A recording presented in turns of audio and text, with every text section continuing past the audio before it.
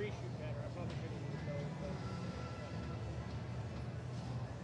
I wasn't even planning on coming till the last minute. Steve's like, hey, come shoot these. I have to do a seminar Wednesday at the Archery Club.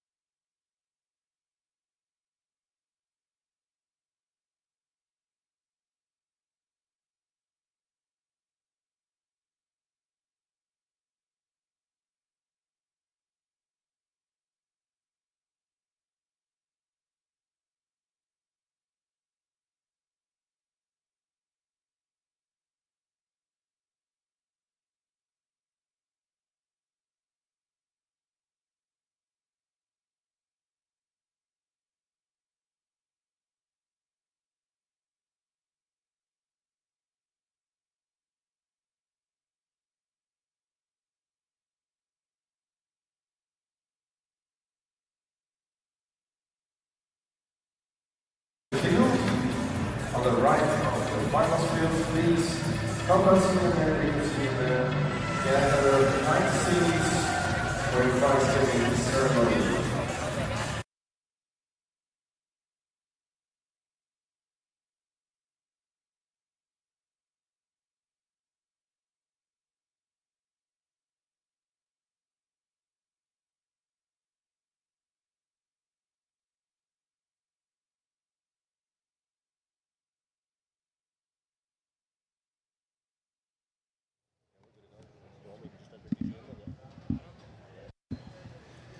Ladies and gentlemen, welcome to the JVD Open 2024. This year, as always, I'm blessed with a super commentator for company, and as always of a very high standard. So I've got Archery royalty today with me today, double world champion, multiple Vegas champion, the one and only Rio Wild. Rio, welcome. Oh, thanks. This will be a fun time tonight. Oh, thanks. This will be a really good time tonight. This has become one of the premier events. We're talking sold out in 3 minutes. We've got companies coming in, rolling out 10 new products launched here. We've got a lot of things going on, and the best of the best are here this weekend. Yeah, it's absolutely brilliant. Now, as I say, the competition has grown from strength to strength for over the past 10 years or more. And I think this year we had like 1,400 shooters. Yeah, I mean, they added a new line on Friday to get a few more in, and like I said, it just continues to grow, and it's going to get bigger and bigger, I think, as things go on. The show they're going to have on tonight will be one of the best that's around. It'll just be a good time, and there'll be some awesome archery. I mean, from Matea shooting 90Xs, which I remember Bruce called at the NFA saying that had never happened in 90 arrows. So there's been some really good shooting going on this weekend. Yeah, it was absolutely phenomenal. I actually seen the target face, and basically you think you'd shot the same arrow in the same hole each time. Yeah. You know, so it's really good. So as I say, I think we have like 24 shooters in the men's compound final? That I'm not sure. I have not looked at that to be positive on that number. Yeah, but it's not far off the sort of standard at Vegas. Now you're sort of getting the same numbers in Vegas as well to shoot off, so it just shows you how many guys around the world is coming to these shoots in Europe now. Well, and a big part of it is that this can be a big kind of stepping stone to get ready for Vegas, and that's kind of been how it's been in the past. This year, you know, it's going to be a little different with Vegas being later, and so it'll be very interesting to watch and see how guys do today. I mean, it's kind of the first one out of the year. Hoyt's got new bows out. We got a lot of different things going on. So it'll be interesting to see how the guys perform under this pressure and what they do. Yes, as I said, there's a lot of competitions. As I say, Vegas has pushed back about 4 weeks this year, and you have a couple of American shoots there, and then you have Nîmes and you have the GT Open. So the indoor season can be pretty busy now, right through to March.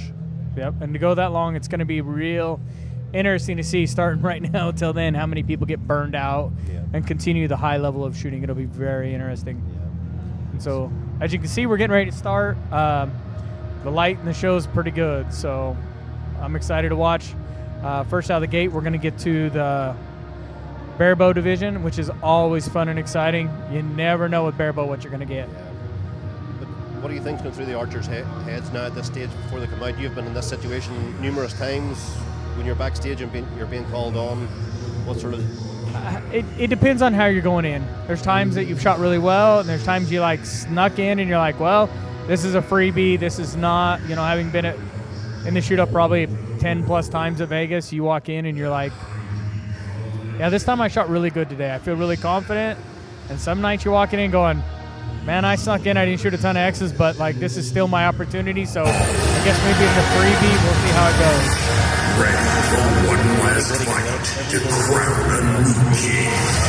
Oh, 100%. And I'll be honest with you, okay, this is amazing, but it's hard to not miss an X and now walk in here and figure you're not going to have to be able to hit them all again. So it adds it would be more pressure on him for that than anything else, because I know there's times when I've been rolling on X's and it's like, when's it coming? Because you know that one time. Welcome to the finals! Buongiorno, buenos dias, gentlemen. My name is Raymond, and this is Arnold. Commentators out there to get everybody excited, and like I said, Barebow can always be exciting. They have it's a different entity of, like we talked about Mateus being nervous for missing an X, where this bunch can be, they can shoot 9s and 8s and different things, and so it can really change in one arrow in a hurry. The 12th time that we have our tournament. 5 years ago was the first edition of the JVD Open, and this actually marks a very special year for JVD Archery, as it is their 50th year. So one big round of applause for JVD Archery! And JVD does an awesome job supporting this. I mean, archery's really cool because we do have our majors, like JVD supports this one. We have Lancaster in the United States that does theirs.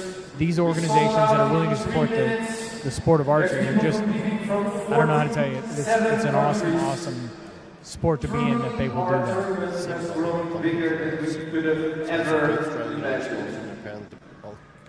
So, without further ado, the first item of today will be the prize-giving ceremony for the Recurve Senior Men. And let's get this excitement going. So we're going to call in the ladies here, the ladies Barebow.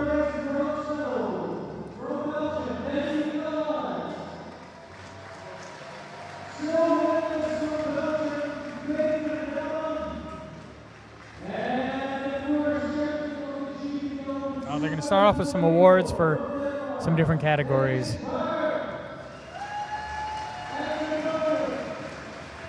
Recurve Senior Men. Some of these divisions are actually shoot off, so they just go straight to the medals. The medals will be given by Mike Steinmetz. And also the checks for the JVD Open. So even the Danish guys are doing well in the Barebow. Denmark, for such an overly big country, the standard of archery that they put out is unreal, and they're even proving it now in Barebow. Well, archery is interesting. Yeah. In an area when you get somebody shooting really well and you have things go on, it really pushes the area around to do better. I mean, like we talked about this the other day, where I live, within a 6-hour stretch, there is 8 or 9 Vegas champion titles within a 6-hour loop. Like, It has to be something in the water. yeah, like I said, it pushes people. The better they are, the more it pushes guys to be really good. So. Well, the old saying is, when you're training, you're better off training with somebody that's better than yourself. It'll push you on. 100%.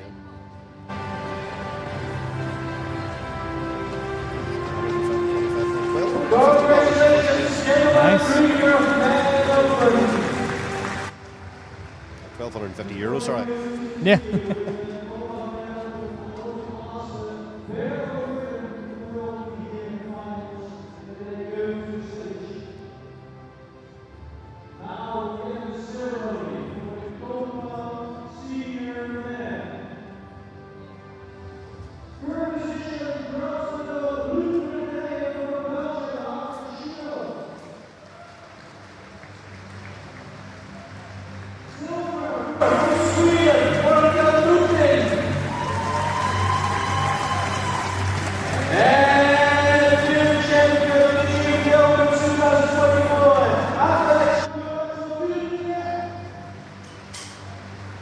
Shot really well. One down this weekend. Yeah, I shot in the target beside him, and he was shooting 23s. Yeah. And he was really pounding it. I think he had 60 X's after the first day. And same again, ex-world field champion there, Morgan Lunton from Sweden. He's taken a silver medal. Yeah, Morgan's got a pretty good resume. Yeah, he's won just about everything there has been to win.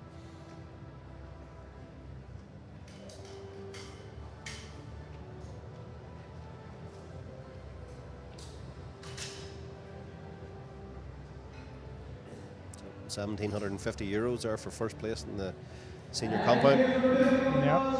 A little bigger class, get a little more money. But they all shot good. There is nothing better than getting to stand on the podium. So. Yeah.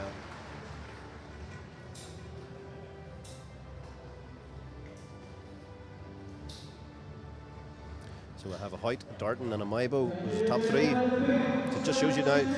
Used to have been years ago, there certain bow companies dominated nearly everything, but on the podiums now, it's just a mix of all different companies' bows. Everybody builds a good bow now. I mean, that's not a question. It's what you find that you like and what. And honestly, it can be year to year. Whoever builds the best bow that's coming out that year can be a big difference. In regards to your own setup there, what arrows did you use and stuff, and what bow are you on this weekend? I'm shooting the Concept X. It's a good new bow. I learned a little bit about, still trying to get my stuff ironed out from taking an entire year off coaching the Koreans and getting my stuff back together, but it's getting there, and that bow's awesome. It does help. So it will be interesting to see over the year how everybody does with it. And normally, how long would you take to sort of find the sweet spot in the bow? Would it take you, like, say maybe a month or 2 months to get into it, or? It just depends on the bow. Some are quicker, some are slower, and part of it is I'm still trying to learn myself as to what I'm trying to get myself back competing. So it's a little bit different. Because I honestly don't feel like there's anything wrong with the bow. In fact, honestly, it's probably one of the first bows I've ever shot in my life that I can tell you where every arrow's going. Yeah. Where I've had bows in the past, I'm like, why did that go there? I have no idea.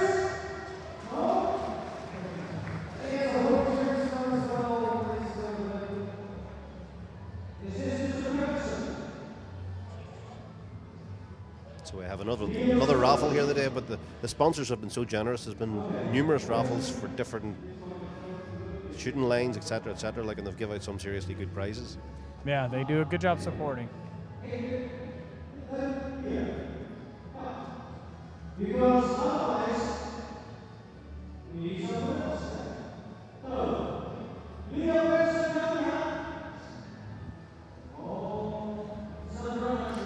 So if anyone actually has never been to the JVD Open, it's about 90 minutes south of Amsterdam. It's very, very easy to get to. You fly into Amsterdam, you can take a train down, or else you can fly into Eindhoven. And as I say, no matter what country you're coming from, it's very accessible to get to. Yeah, 100%. The Amsterdam airport is very, very easy to get to, and with lots of flights coming in day and out. So, and usually affordable. That's another part. Yeah. I mean, let's be honest. This shoot sold out in 3 minutes. Yeah. So it's not like you have a lot of opportunity. You better be the first in line, or you're not coming. And the thing is, if you do fly into Amsterdam, the train station is right at the airport, so you don't have to worry about renting cars. And when you get into Eindhoven city centre, you just take a train or the bus straight to the hotel. So it's really, really simple to navigate. Yep. So if anyone's looking to come next year, get in early. And as I say, that extra Friday night slot can accommodate a few more archers.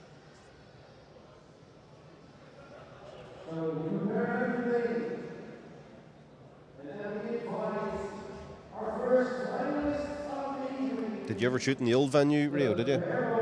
Nope. Did you not? Nope. I've never shot other than here. Have you not? I've only been here, I think, 3 times. 3 times. Yeah. It just shows you how much the tournament has grown in the past 10 years. I shot the old venue, and it could only accommodate, I think, about 700-800 shooters. So it's nearly doubled itself now, you know. Yeah. And they're about to the point where they need to double again because if you're selling out in 3 minutes, holy cow, that's pretty crazy. I can't imagine a major event in 3 minutes. And the good thing about it is it's standard of archery, right from your beginner right up to your pro, you know, so anybody can shoot it. You know, you don't have to be a 900 shooter. Well, and I think a cool part, anything with archery is you register in the right division, you can shoot with some of the best in the world. Yep. You could be on their target, you could be there, and honestly, watching them, you can learn a lot.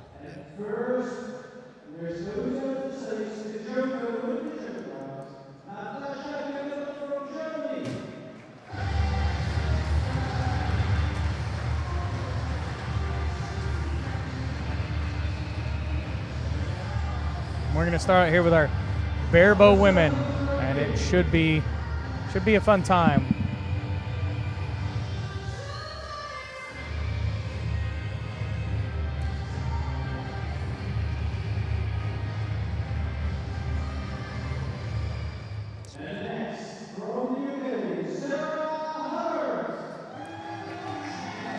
From Great Britain is our next lady on.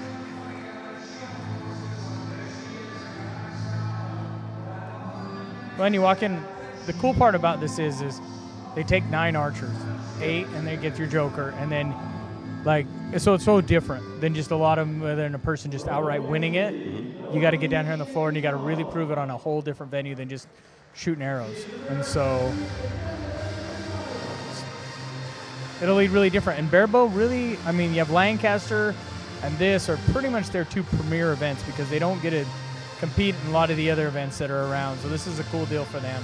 Yes, and the standard of the Barebow shooter now in the past 5-6 years has really come on, I think, from they've had their own platform to shoot in these finals, you know. And it is interesting because, as you say, it goes from arrow to arrow. It's like if you're shooting in the World Field Championships or something like that, and you've got your compound shooter and your recurve shooter, they're always sort of guaranteed to be hitting near about the middle, where the Barebow can swing it anywhere for each team. Yeah, it's a definitely different game, and I think the hard part is for the person watching at home, they're going to be like, these guys aren't as good, they're not this, that. To take that equipment and do what they do is amazing. Yes, well, for anybody that actually doesn't understand what Barebow is, they're shooting with no sights, no stabilizers. They're using their fingers to walk up and down the string, so they have to get their fingers on exactly the same spot every time in order to make the same shot, where us guys shooting with sights, we set the sights up. And well, and the interesting fun part that they do here is these people have qualified on a single spot target. They walk out here, now they got to shoot a 3 spot. So during qualifications, you can pick a spot somewhere to aim and just keep hitting that same spot over and over again. Now you're going to walk out here and you got to figure out 3 spots. Your lighting's different, everything's different. So again, I will tell you that what they do is amazing, because to walk out there and even hit the target, it would be a struggle for me. Yeah. Well, and for anybody else out there that's wondered what the scoring system is, the complete yellow is 10 for Barebow, and then they go 10, 8, 7, 6. Which makes it different than a lot of other things, but I still like, holy cow, to walk out here after doing all this, it's gonna be tough. So that's a seal here from Norway. Oh, sorry. No. Got a pretty good following. People are excited.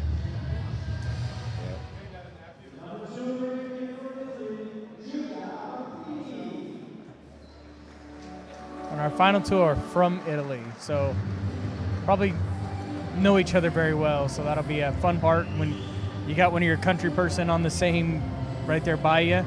It can lead to being a little more relaxed, or if it's someone you don't like, it can lead to a little less comfort. Just looking at those scores, are 851 with 28x on Barebow. That's only 49 points off max. Yeah. And this is last year's champion from Italy again. And this lady has won just about everything there is to win in Barebow. She's a phenomenal 3D shooter, phenomenal field shooter, and now she's taking the target by storm as well. Yeah. And there's two parts. Always winning the tournament the year before. Either two parts, if you shot good, it can give you confidence, or it can really add a little extra to think that you have to defend. Yeah. But maybe having the advantage of being there before, and maybe she might not be just as nervous as the rest of the guys, because as you said, there's two different types of pressure, you know. Yep. There's a lot of different things that go through your mind out there, for sure.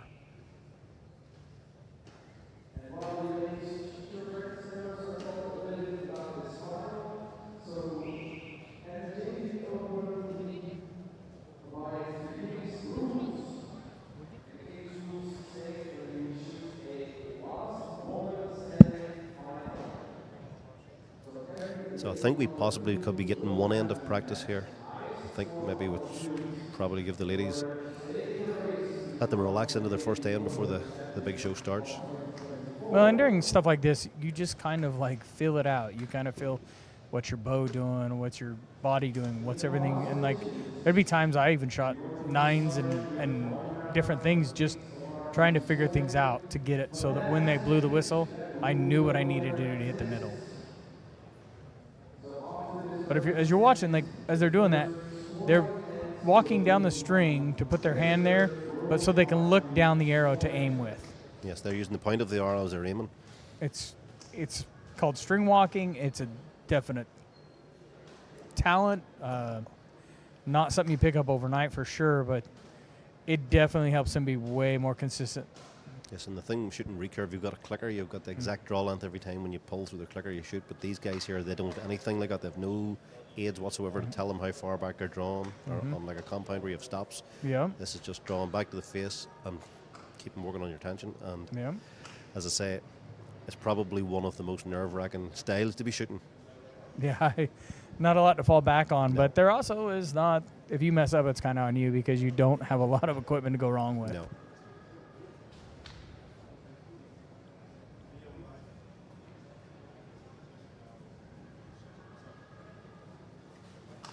But this format can be over so fast. You know, you can have your winner at the first end. I've seen it numerous times. You know, they come up, shoot their first end, and maybe some person has shot 3 10s, and the rest is. No, 100. I've seen it gone quick, and I've seen it go a long time. I mean, this type shoot off can be either really fast or really slow. I mean, the first time I won Vegas was over 12 ends. Yeah, and every year you do Vegas, now it seems to go longer and longer because the guys are just getting so much better. Yeah, 100%. But I still have seen it go long and then short. It can vary in a hurry. Like even Steve Anderson was kind of funny. He said, if I make the shoot off and you guys only shoot 1x in the first time, I might have a chance. So you never know. That's the biggest part with this is you never know what's going to go on. How many times have you made the shoot off final yourself in Vegas? I'm not positive. I would say around 10. 10. So you're no stranger to the nerves then in a situation like this? No, I've done it a bunch. It doesn't make it any easier. I mean, because everybody wants to win, and I think more than the situation is you just want to win. So I think that people misconstrue. I mean, but I will give you this. I do know that Josh Schaff, Chris's brother, won the Lucky Dog at Vegas one year and went into the shoot off and came off and said, "I never want to do that again." Yep. He hated it. He didn't like being out in front of everybody like that. He didn't love it. He's like, "I don't want to do that again." So I was like, "Hey, it can do that to people. I won't lie." Yeah. And Josh was a heck of a shooter, so it wasn't like he was just out there and felt like he just did not like that kind of extra pressure. Just out of his comfort zone. Yep.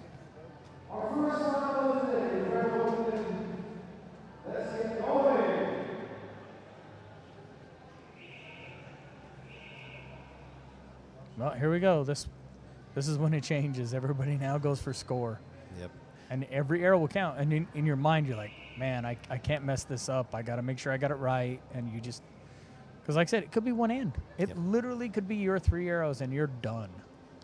And the joker in each class, the joker actually has to win the competition outright. Even if the joker finishes third, they go back to 9th place. Yeah. So it's like the Lucky Dog in Vegas.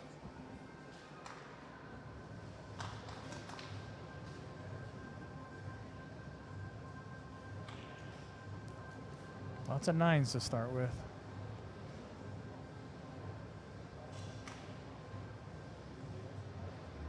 I think here they change it to the regular scoring. Oh, they changed it to regular scoring Yep. for the final. Because looking at the arrows, they're in the 9 ring rather than what they call tender in qualification. Everything's pretty level with everyone now.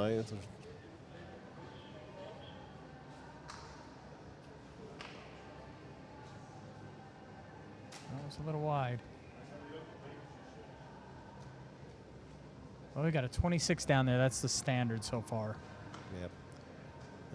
Got a 19 there. A couple of 19s.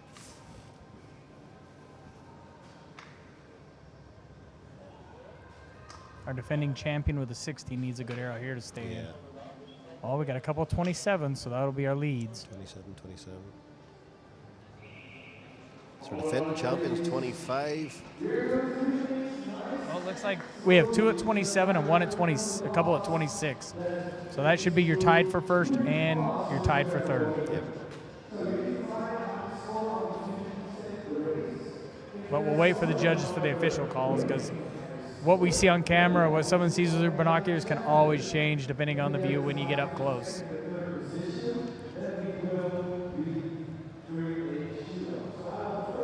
And this can be the most nerve-wracking part because now you're waiting for what that judge is going to say. It's all out of your hands. You've shot your arrows and you're like, oh, is it good or is it bad? And you just sit there hoping and watching. In fact, you watch guys walk up with their binoculars and stare as close as they can. But they're pretty fast here. I think there's one guy I think Raymond does the column, and if he needs a judge, he puts a judge on it, but they go through it really, really quickly, which is a good thing in a way. Yeah. The hard part is like, I know at Vegas, the biggest reason they do it is because so much money's on the line and they want more, but I almost, for spectator view, miss the times when you could call a second judge and it added a little drama because it's like, well, if the first judge called it in, can the second judge call it out? Yeah. So it adds a little drama, but this is kind of a different way. And it works. They've had a great, successful tournament. No one can say it's not good or bad.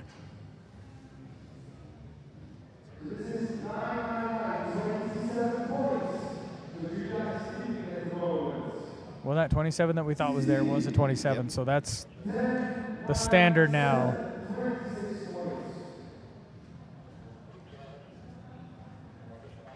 So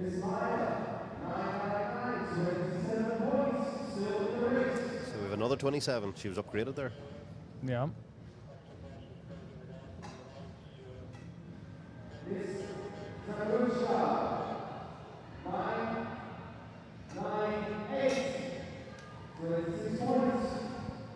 Two 27s and two 26s. Well, barring we don't get another 27, that'll put 2 people tied for first and 2 people tied for third. Kind of like what they had up on the screen before, so.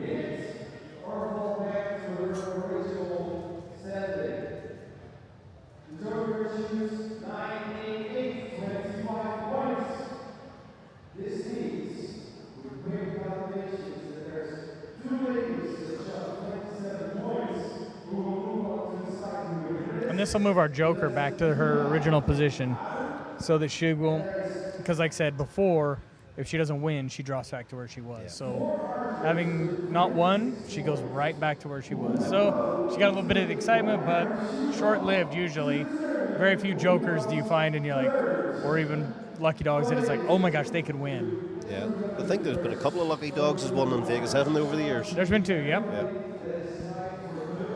Well, and one of them was kind of the weird deal when we had the drug test. Yeah. When Bobby Eiler tested positive, then Perkins won and he was the lucky dog. Yeah. So.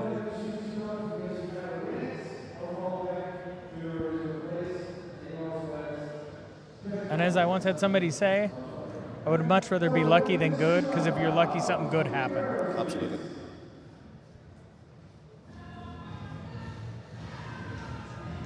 So all the ladies are retrieving the arrows now. We're going to go back. So are we going to have the shoot-off then for first and second and for third? I would believe so.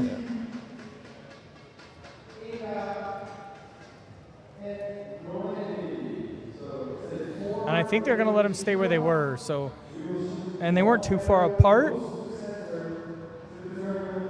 But it should be interesting to see because they were all right there together.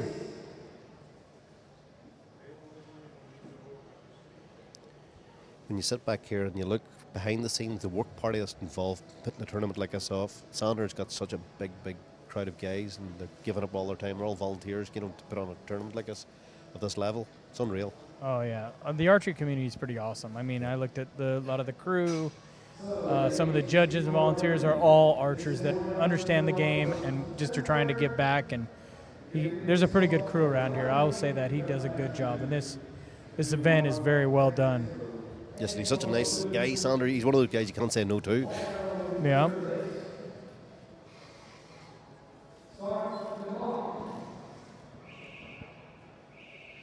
So here we go. It's just for first and second and for third. I believe so. I believe that's where we're at.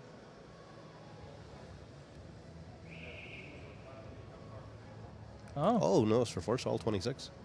Huh, that's strange because I could have swore I heard some 27s called. Unless that's just the graphic that was wrong.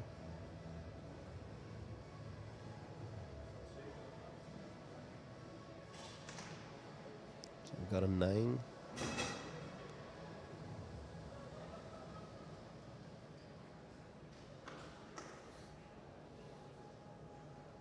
Whoa, that's a 6. But the thing, oh, this is a 1 arrow shoot off. Oh, huh. This must be them. I'm not sure on how that worked out. Maybe. I think this is the third place 1 arrow shoot off. Oh, could be that. That's because I think the other two ladies in first and second, or first place, scored 27. So I thought so too. Yeah, with 4 26s.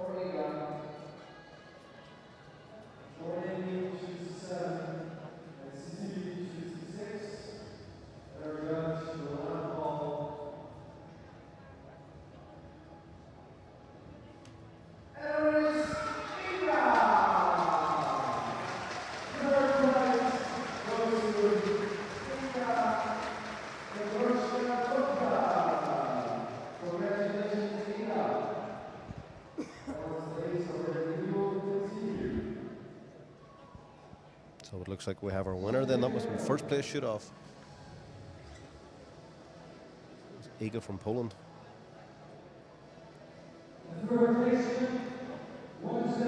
Super excited. I mean, you can see the just the excitement from it. And it's the thing, as you said, Barebow is just can go anywhere. You know what I mean? It can be.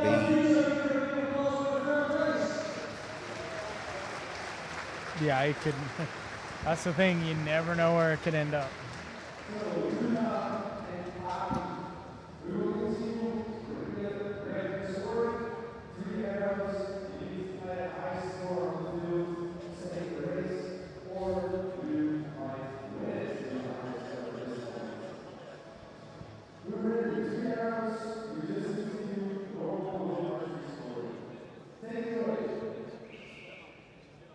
I think that was the winner of the third place shoot off.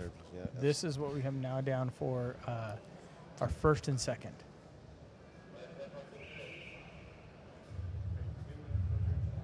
And I'm gonna go. Probably gonna go 1 arrow just like they did the last one. Yeah.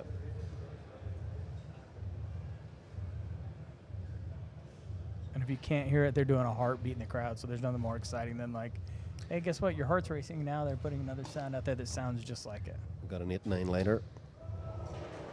And an inside out 10. Oh, yeah. Because they're probably for first and second. They're shooting 3 arrows, it looks like. But she smoked that first one. Oof. Yeah, absolutely, yeah.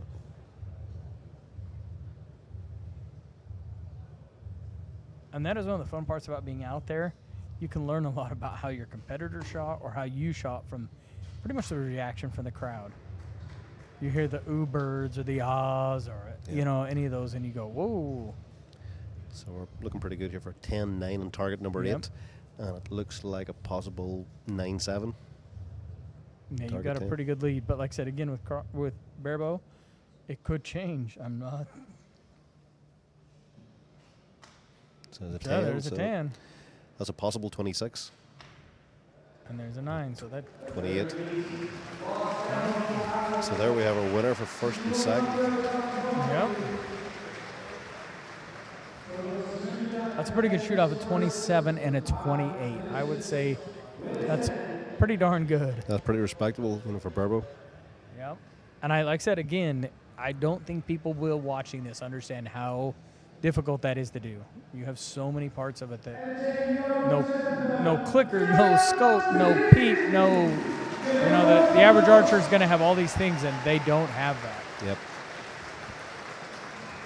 We've got more excuses for more things to go wrong. 100%. 100%. So this year, the ladies, Barebow goes back to Italy, but it's different winners, Matala. Yeah. Well, and it was our number 2 qualifier. Again, when you walk into this a lot, it's how you shot. And I will be honest with you, with this type shoot-off, I don't know. I wish there was a real stat to give you, but I will bet you at 70% of the time that the person that wins was not the number 1 qualifier. Yep. And it just is like, I won Vegas 3 times, and I think only once out of the 3, I was the number 1 guy going into the shootout. Right. Yeah. And even the last few years doing commentary there, we have talked, and it's literally not usually the person who walks in number 1 that wins. Yeah, it's so much on the line too in Vegas, so much money, and you just never know what way it's going to turn out. Yep. We're going to get our award ceremony now.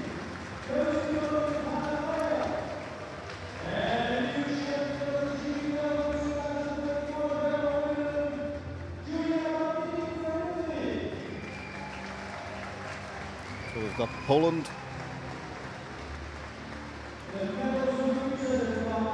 I believe Germany and Italy. Italy.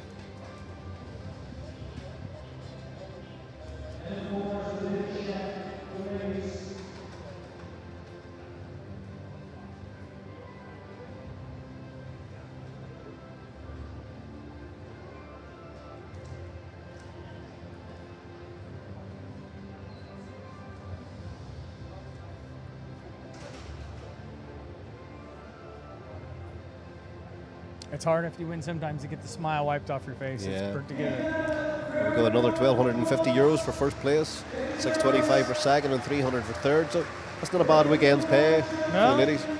Cover your hotel rooms and your meals. Yeah. Give you a nice little chance to shoot your bow and have a little time away.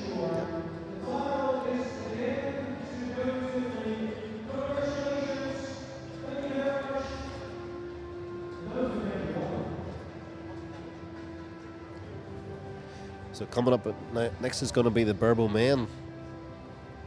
So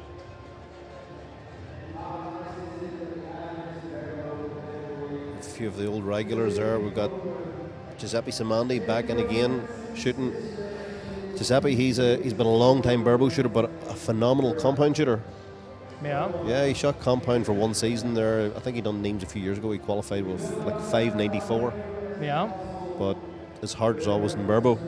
So I think this year he was one of the finalists at the World 3D Championships, and he made it into the shoot-off at the World Field. Probably one of the best Barebows of all time.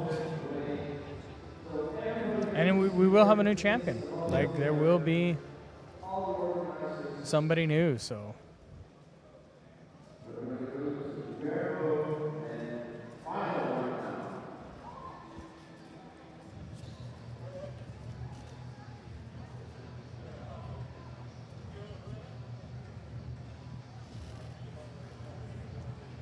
So now with this coming up, this should be a fun bunch. I mean, again, you're going to end up with the same kind of numbers because we have the 8 and the Joker. But it should be a good group.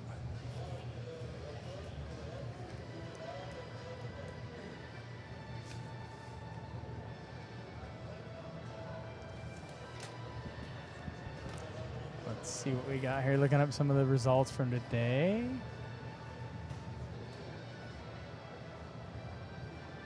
mean, we got some 874s, 872s, and I mean, let's look at this to give another idea. I mean, you're talking within 20 points of making the actual recurve men's who have sights and clickers and all the good stuff, and it's like I said, that is the part with Barebow that I really want to stress. I really don't think people realize how tough it is. It's a whole different challenge, and something amazing to watch. These guys spend a lot of time with their craft. It's fun to watch because, like I said, it's got a lot of ups and downs. I mean, we watched them win with 27-28, which probably in many other categories we're not going to see that tonight. But as you say, like the Barebow scores are 874, would put you in the top 25 of the recurve men. So these guys are nothing to be slouched at. You know, they're really, really good shooters. Yeah. It's the same again. We have 3 Italians, Romanian and Swedish, a couple of Swedish guys. The Swedes have been very, very good at Barebow over the years. You know, even in their field archery. Really, that is one that they've excelled at for a long time.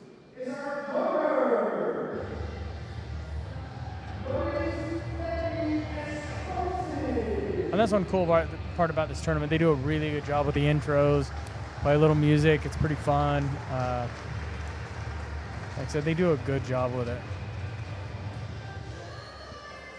So is this our joker in the Barebow then, Esposoli? That's what I'm going to guess. 815, 24x. And like I said, it can be a little overwhelming because a lot of time the joker is somebody that has never been out there, and they didn't shoot that great, so they're a little more nervous. It's a little more antsy. It's definitely an interesting position to be in. And like I just said there, the joker has an 815 qualification score, which is a 50-point swing from first place, but them guys could still, all they have to do is shoot 3 arrows or 6 arrows, couple of good ends, and they possibly could win the tournament, you know. Well, and that's something that people don't realize either. Scores will stay really close because you know you're going to win, and the guy in the lead's like, oh, I can win, and it adds nerve to him, and scores will drop down, and in those ways, it's really interesting to watch the ebb and flows of how that's going. So here's the Italian stallion coming, Giuseppe Simandi. He's been here numerous times. He's been on the top podium of every tournament nearly you could think of, shooting Barebow.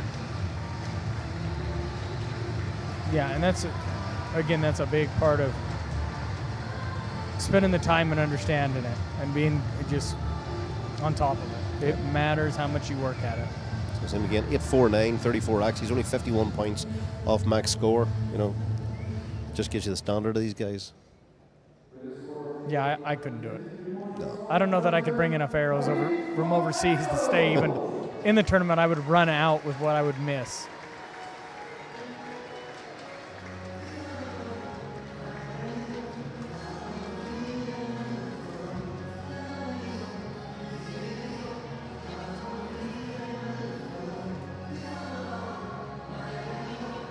So Simandi actually qualified 7th with 849, and first place was 874. So he only had 25 points between the 7 places, which is not a lot in Barebow. No, that's pretty astounding.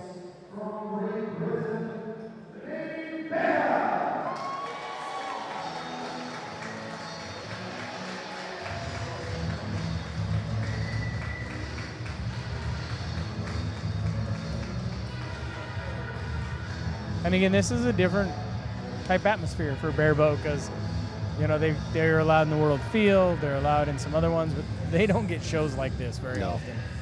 And so I can't say because I've never shot Barebow in an event, but to literally be like looking down your string and everything else in this lighting can be a challenge even for a compound, little less for people that's never done it. And then this is our Swedish shooter here now. He was one of the youngest guys on the line. I don't know what his age is, but he looks pretty fresh. Yeah. You know, 868.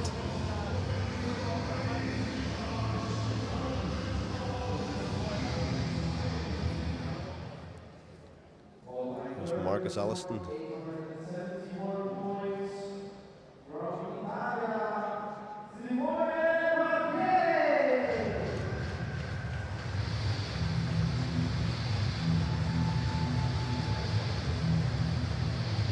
once again we have another Italian here, Simone.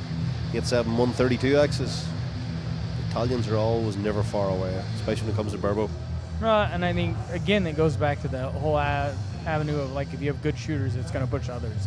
And so when their level was high, it pushed everybody else's level up there. Yeah, even Italy as a nation, you know, between Barebows, Recurves and compound, you know, they have a very, very high standard. Yeah.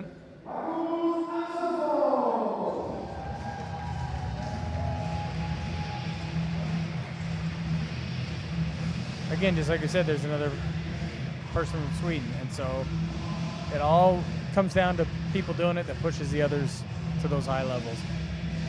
And then this guy Marcus here, the bow he's shooting with his riser is the Gilo riser. The Gilos seem to have taken the Barebow field by storm over the past few years. Yeah, they definitely have a pretty good, whatever they got going on is working good for Barebows, that's for sure. That riser again has been designed by the Italians, it was designed by Vittorio from Chile and Michela from Chile, so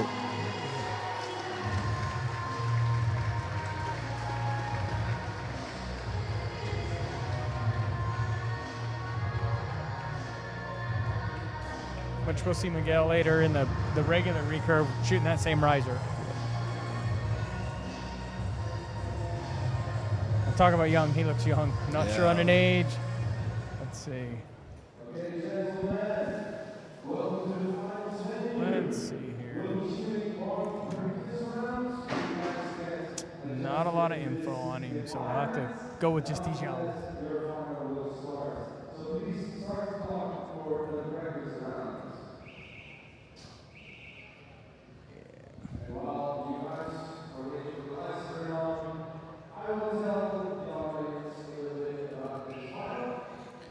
So same again, the guys are going to get a practice end to get them sort of relaxed, chilled out into the zone, and then it's all systems go. So Mandy seems to be shooting with the big arrows. A lot of the Recurve and Barebow shooters would shoot the skinny carbon arrows, but it looks like Mandy's went with the aluminiums. Yeah, there's a couple down there with the bigger arrows I can see, but not a lot. And again, this is different from them. They're shooting 3 spots versus 1. Yeah.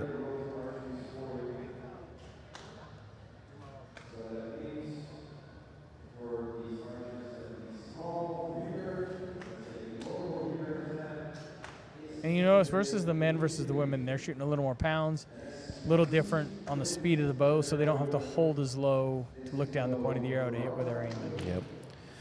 Because if you're shooting Barebow, as you string walk, the further down the string you go, the more the bow's going out of tune. So the heavier poundage sort of works better for the guys getting closer up. Yep.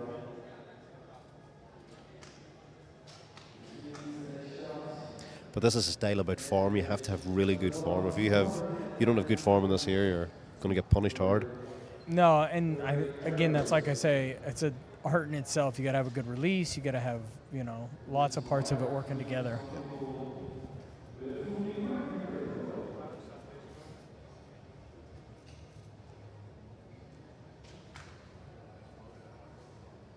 And I know guys that'll stand up there and take their time and really work on it and stuff like that. And it's even I know guys that'll shoot extra arrows to make sure that they're good if the rules allow them to. This is kind of your feeling out, kind of. I equate it to like putting your foot in the cold water. Mm-hmm. It always is a shock at first, but if you can get it in there and get settled, it helps you a lot.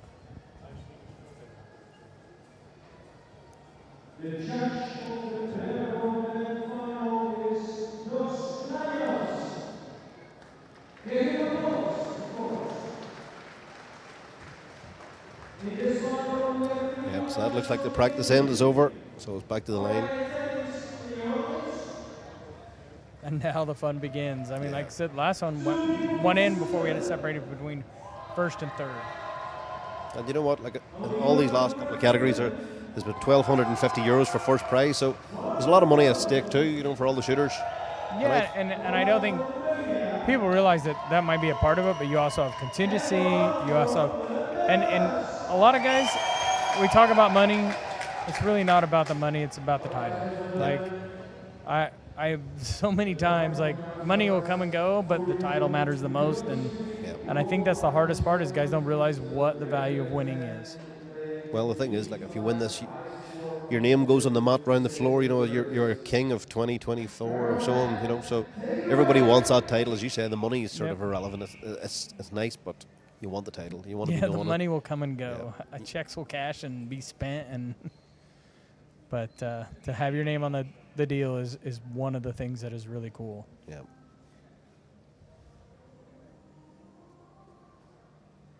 Let's see how we start.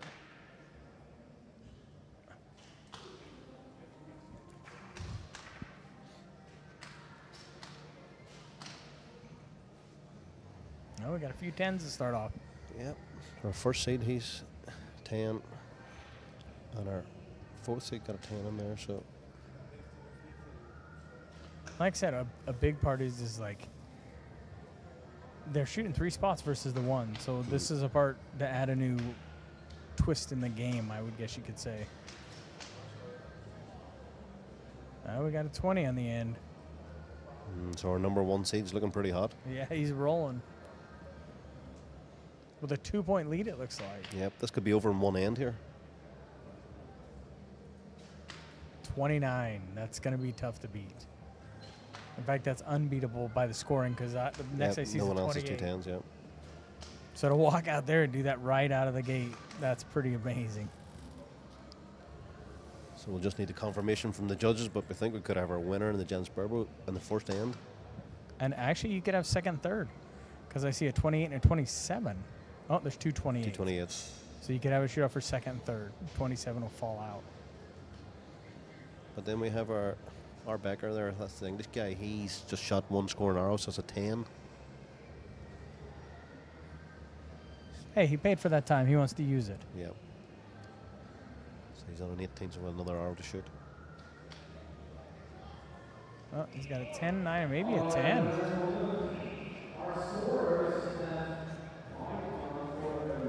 But score shown 27, so that will put the 29 and 2 28s for first, second, and third. So we're going to have a possible shoot-off then for second place, and we'll have our winner. Yeah. Just all according to judges too.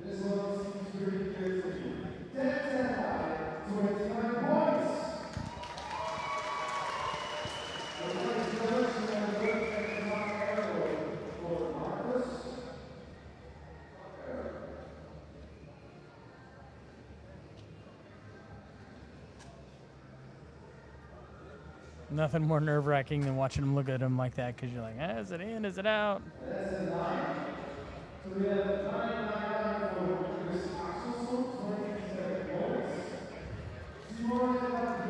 And 999's not bad, but it's not enough tonight. 27's out, so anybody with 27 and below is going.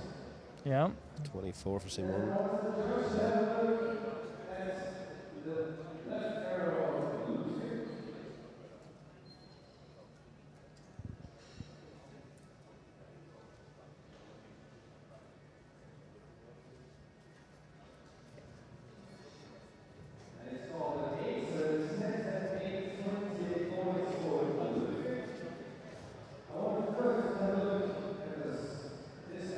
So 28 still keeping you in the game here.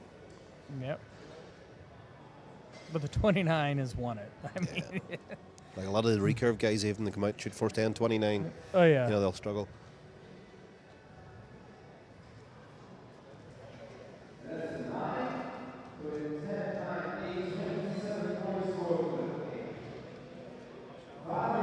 Again, 27 is not bad, but it's not good enough for tonight.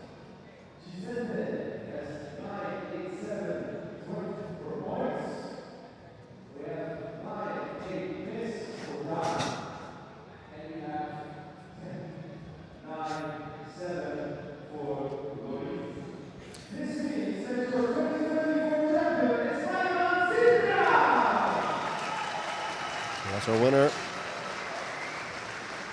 First end, 29. Some shooting. And the excitement comes across. Like, sometimes it hits you pretty quick, and sometimes it's just like, whoa, I'm not sure that's real yet. But it looks pretty good. He's one of the youngest guys in the field there, you know, and maybe he's, with youth he hasn't, maybe doesn't suffer from the nerves as much as the rest of the guys. He's just come up and. Well, sometimes you get that, like, guys don't realize what they're doing and they really shoot really good. And so maybe later it hits you, but he stepped out there and just smoked a 29. Like,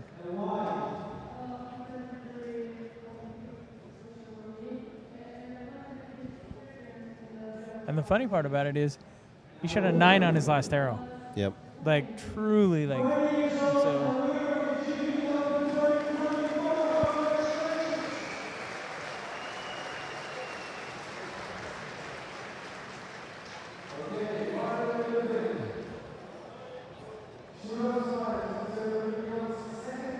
So we're going to have our shoot off here now for second place. Yeah, and he picked up as the weekend went along. He started off with a 287, followed up with a 294, and then a 293. So he wasn't the strong out of the gate, but he was the night for sure. See them being congratulated there by Vittorio Frangilli. So we're talking, he was the maker of the bow, so Frangilli would be a happy guy seeing that. Heck yeah.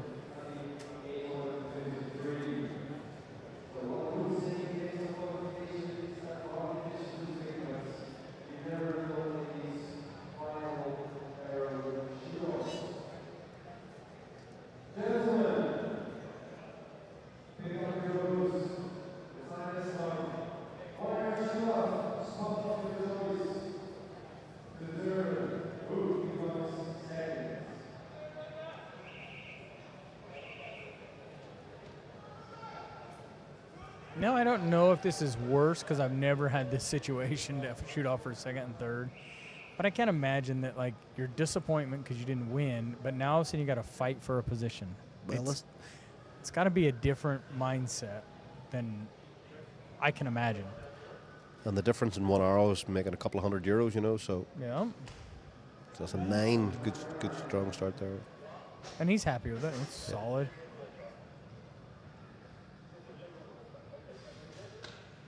Oh. And there's your second place and third place winners. Shooting a 9 with Barebow in your first arrow is it's always a good starting point. A lot of youth there. Yep. First and second are So fair. the 2 youngest guys actually in the field was first and second. Yeah.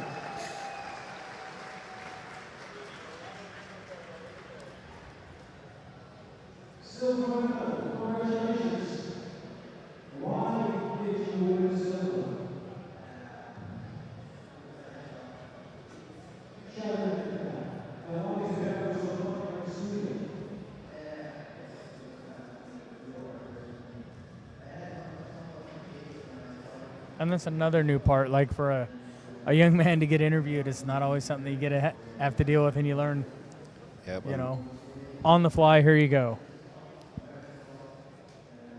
But it really encourages young guys that got there, you know, they come to a big tournament like this and they win something or get second, you know, and they're on the podium. It just really drives them on to shoot even more and go to bigger tournaments. It does, for sure.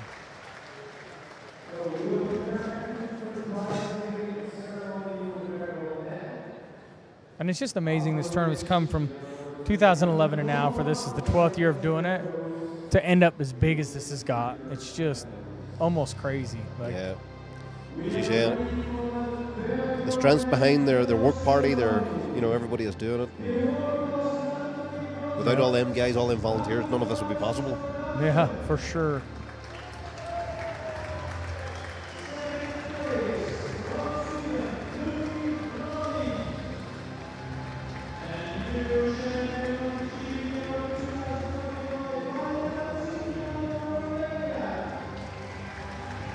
So when you're flying over to Europe for a competition, do you come like 3-4 days early to try and get over jet lag and stuff, or No, that's too expensive.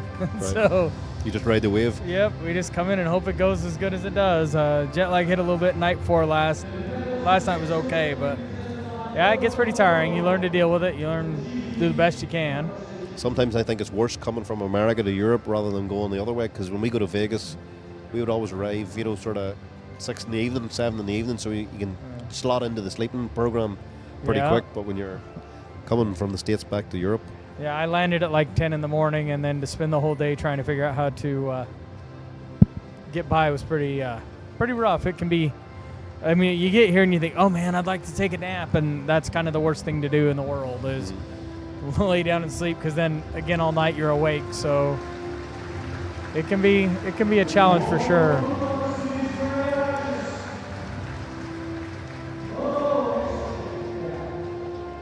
So $17.50 for the gents first place, and then there's a bit of contingency money here. Easton, Yeah. third. That is the one part with Barebow that doesn't help a lot. You don't have a lot of equipment to get extra contingency from. Yeah. Yeah, so it's basically arrows and bow, and that's it. Yeah, but look at that, Easton, 1, 2, 3. Yep.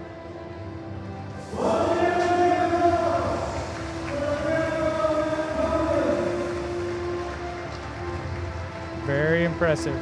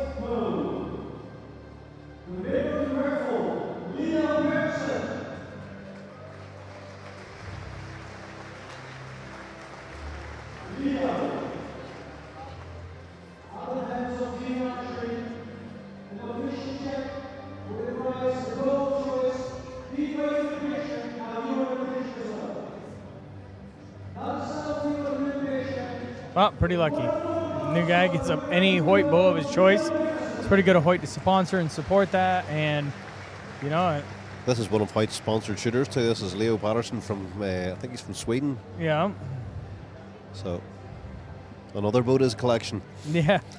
Sometimes it's nice to have an extra one because you got something else going on and you need it set up for indoors or outdoors or something, and so it is kind of handy to have that extra bow. Well, I think us boys are like women with shoes. You can never have enough bows. Yeah. Yeah, I can't disagree. I have a few at my house. Now here comes Recurve women.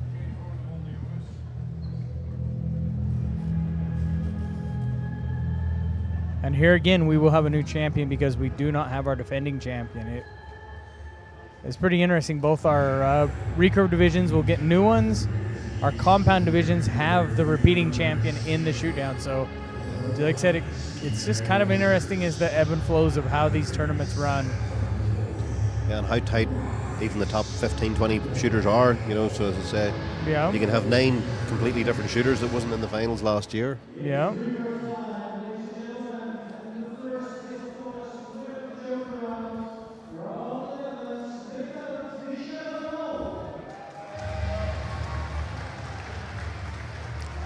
Now in this class here, you're going to have a few Olympians. A few of the ladies that are shot in the Olympics this year. You can see Gabby Schlosser, she's in the shoot-off as well. Yeah. She's an Olympic medalist. Yeah. Won a silver in Tokyo. And then you've got Tamari from India, also shot in the Olympics. You know, Yeah. so you've inside this top 9 shooters here, you're going to have 2 or 3 Olympians. Yep, for sure. I mean, all these classes, it doesn't matter. Barebow, Recurve, Compound, are all great shooters. There's a lot of people who put a lot of work into it. So there's an 894 45 axis. She only dropped 6 points off max score. Well, and again, this is an interesting thing because you have, like say, a different type of round than they shoot at the Olympics, but you'll have some of the Olympians in here. Yeah. It's a different twist because indoors is a different game. Outside, you can have the excuse, well, it was the wind, the sun might have changed the way my angle was. Lots of different avenues that can cause that. But in here, if you miss, 99% of the time, it's your fault. You can't blame anybody but yourself. And here again, during qualification, the gold was the entire 10. Yeah. So it adds a little different because we were laughing today at Gabby. She has 1 arrow out of the gold, and it was an 8. Yep. And so we've been giving her a bad time because she was only 2 down. But this is the first of our Indians are sort of saying here tonight is Kamara, and I was looking through the entries earlier, and we had a big number of shooters from India, and it's India some distance to travel to Europe, you know, because you have so many connecting flights, and it's just not as easy for all those guys, you know. Well, and India as a country has really put a lot behind their archery program. Yep. Like, I mean, they brought Sergio in to help coach the team. They have mental people with them, you know, from sports medicine. They have all kinds of trainers and I mean, even when I was in Korea, we had their B team show up at Asian Cup, and they literally had a different sports psychologist with them. They had India has really put some effort into it. Yeah, I shot in India a few times, going back maybe 10, 15 years ago, and even then, the amount of shooters that they had and the training camps, you know, and the things that they'd done was, you could see they were working towards the future, you know. Yeah, and it's paying off. I mean, the president of the Korean Archery Federation asked me, he says, how come India is so good? And I says, they've invested a ton in youth. Yep. A ton. And, like, you're going to reap the rewards at some point. If you're doing it right, you will reap the rewards.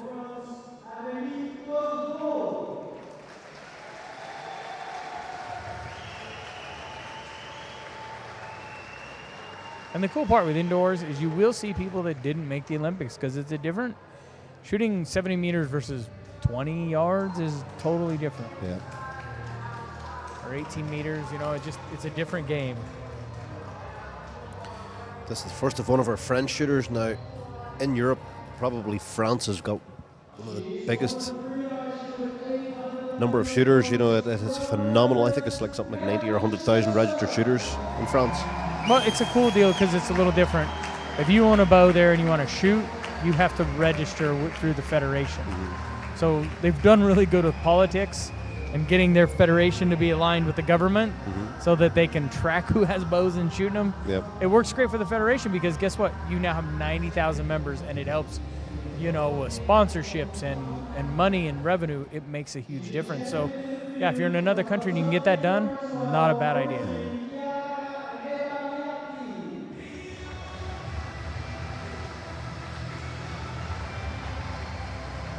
So we hit 98 and 64 actually, so 1 arrow out. I think Gabby Schlosser was the same. Yeah, because it's the one arrow can't be a 9, it's an 8. Yep. There's no 9. So, I mean, out of 90 arrows, they only have 1 knot in the goal. That's pretty good. But then I think it's good when they introduce the 9 then to the actual shoot-offs, you know, because you're only talking a few mil here out of the center, and it'll make a difference as you see in the Barebow. Yeah. Another 890 at 67x.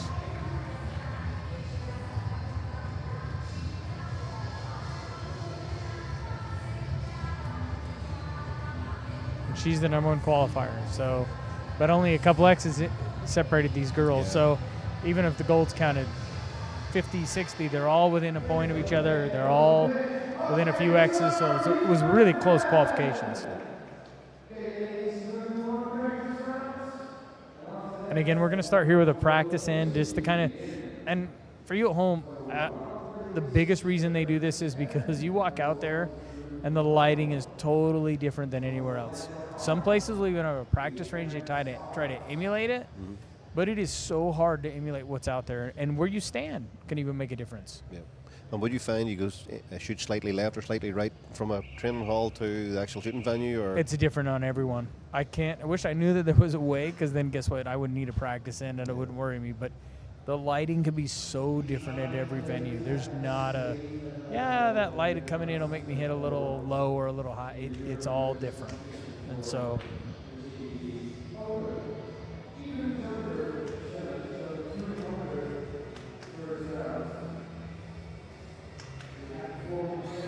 you said you spent a few years out in Korea coaching. What's a typical day for Korean shooters? They start out. Well, when I took the job, it was kind of funny because they're like, "Hey, we work 8 to 5." Kind of like, "Hey, you go out there, you work with the athletes and do this." But when I get there, I find out we have to be on the field.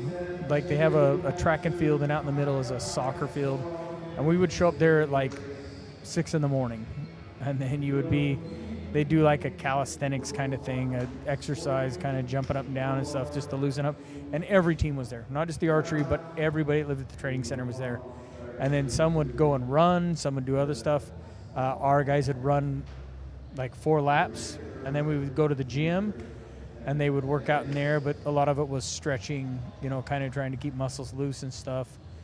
Then you'd go to breakfast. And then after breakfast, they'd have time to go get cleaned up and everything. We'd be back at the field at 9 a.m., shooting till about 11:45, straight training through. Then we'd go have lunch, be back to the field at 2, and you'd be out there till 6. Well, I kind of decided I wanted to take my bow out there to kind of have my own little time, and I'd go out there after dinner about 7 o'clock. Well, once the athletes realized I was out there, they'd all come out and shoot and train. So it ended up being until like 10 o'clock at night. So it was like a 15, 16-hour day. Oh, man, yeah. They loved to shoot their bows, and it was fun, and it was good, and they did well. So, hard work pays off. We know that for sure. But, yeah. Oh, they're getting shirts out and stuff out in the crowd. But this will now be for score. And like I said, a lot of times the first one's just kind of like dipping your foot in the water. Let's hope it's not too cold or it's, But yeah, Korea was interesting. It was a great time. Learned a lot. Super good people. They are very prideful of how they do, and they do. You can see it with the Recurve. It's a different process they do with the Recurve versus compound. If people really sit down and realize there's like 50-some compound men registered in Korea and 40-some in the women. So the results that they have are astonishing. To be honest, it's crazy the results that they get. But Recurve's a little different. They have a lot more of those and a lot of good ones. Mm-hmm. So off we go here for the first end of the ladies' Recurve finals.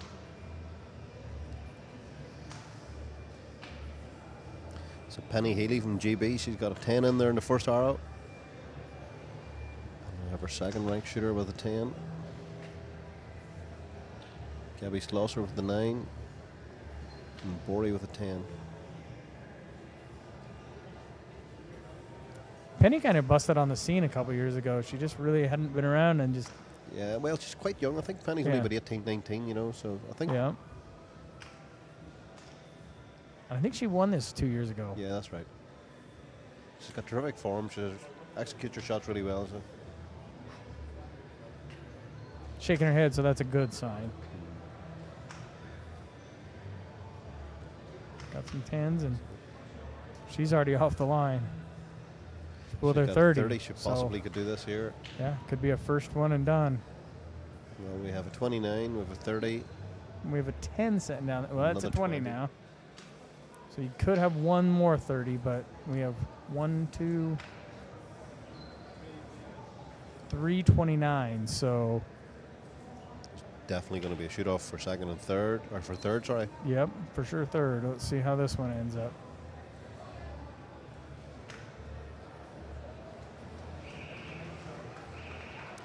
Oh, 2 30s. 2 30s. So just waiting on the judge's decision on this here. So it could be a shoot-off for first place and a shoot-off for third. Yeah. But once again, this is the third final and it's been over in the first round practically. Yep. Again, like I said, I have seen ones, even though archers have got better, that don't take long. That nerves out there changes everything. As good as people are, to know you're going to win and finish it, it makes a huge difference.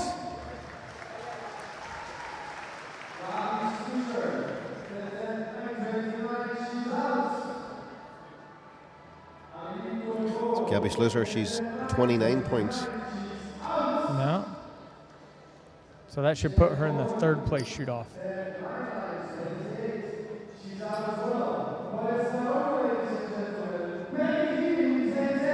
Mikhail, she ends up one down just out of the shoot-off. So it's confirmation there that Penny had a 30, so we'll have 2 30s, so definitely be a shoot-off now for first.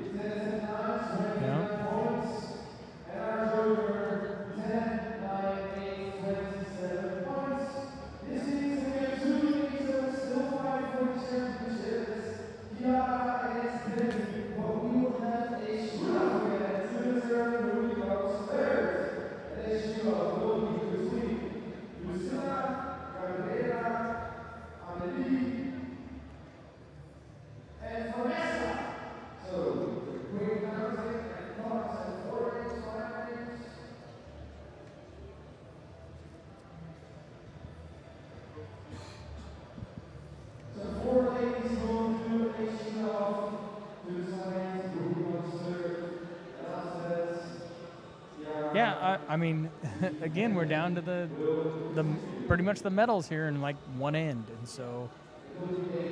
Well, the good thing about the ladies that's shooting for the worst case scenarios are going to be second, you know, so there's a bit of pressure off them there, but there's four girls are shooting for third. Yeah, one podium position. Yep. So that one's going to be a little more nerve-wracking, but I mean, let's be honest. If you go back and watch head-to-head matches, the gold medal matches can be lower scores because someone wants to win versus that. So to say one's more pressure, I can't put more of a finger on one to say one is a little more than the other. Yeah.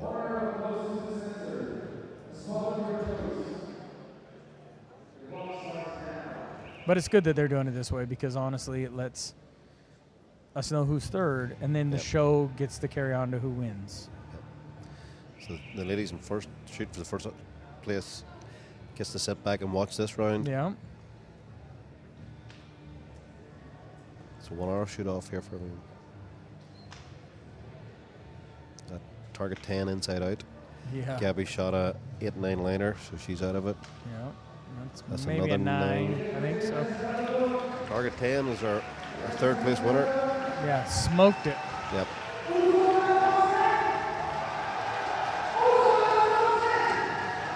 Raymond can really get the floor going, can't he? Yeah, he does a really good job of that.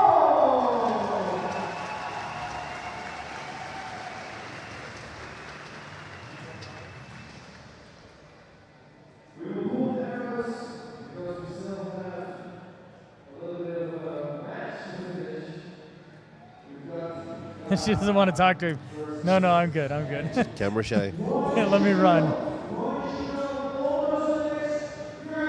She walks further away from me. And that's honestly part of archery. There are some people that just love to shoot their bow and want no part of any like. Well, they want to stay out of the limelight. Oh there. yeah. Yep, for sure. And this is for our first place. So both these two stepped up there and shot a 30. So we'll see how the next end goes, but it could be interesting for a little while. Yes, this could go on slightly longer now in the last couple of finals. Yeah.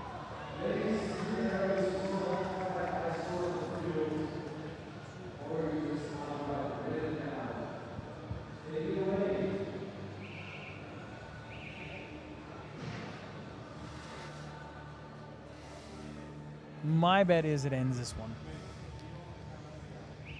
Both of them are good shooters, but man, it's hard to put back-to-back 30s with the recurve and stuff. It is hard. Inside out. Yeah. And she knows and it. Quick. Yeah. Yep. She's like, is it this? Oh, it's a 3 hour shoot off. Yeah. That's a 10-9 later. Yeah, with the next 10, it's going to be close. So this will be 3 scoring arrows in for a total. Mm-hmm. That one's close. Nope. Shaking her head. She's not happy with it. That one's 10. good. So it could be all level here after 2 hours. Could be. Well, They got her listed as a 20. yeah. So that first one must have caught. Which you need to put this one in to make sure and put the pressure on her. Cause Yeah, she needs a 29 here to. Yeah. But she's going through a process here. If something didn't feel right there, so Benny's sitting back and chilling. There's a That's 30. 30, so I believe it's over. just need a judge's call on that second arrow. I think. Well, the hard part is too is now this arrow sometimes. And the way these bells lay back, I don't think people realize that sometimes the one that looks close high is usually out, and one that's low will usually catch. Yep. It's a little different because of the way these bells lay.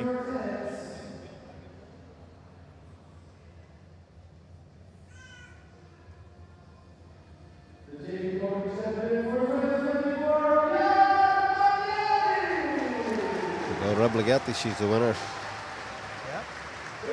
I told you it would be tough, but she did it, and that put her right in control of the whole thing. Still 29 respectable score, you know, and, Yeah. and a gold medal shoot off. Oh, 100%.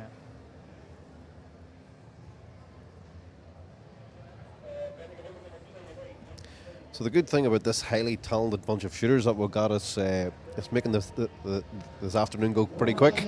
Yeah, for sure. I mean, even as talented as they are, this type shoot-off does not usually last a long time.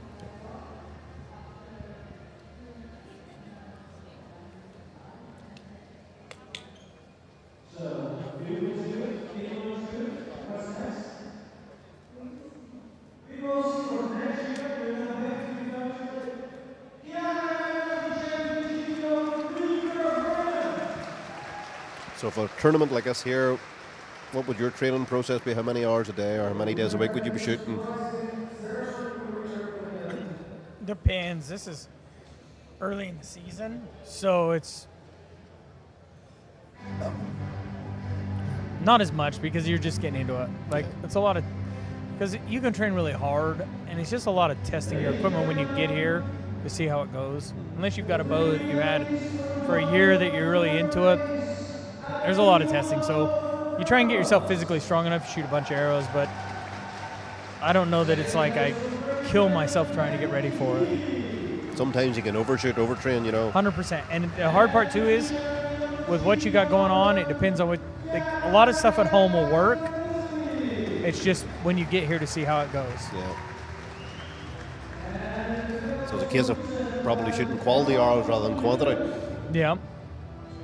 So for young guys that are coming up, what would your advice be? Quality is always going to be your number one. Doesn't matter if you shoot 1,000 arrows a day. If you're shooting quality, I had a guy that used to shoot back in the day at the archery club more than I ever shot. I mean, tons and tons of arrows, but he never shot for quality or to learn anything. So he really had a struggle of like getting better. And so to me, like I said, if I'm ever telling anybody anything, the biggest thing I will tell you is quality. Quality. Like, make sure you're walking away and you learn something. Shoot one good shot rather than 10 bad. 100%.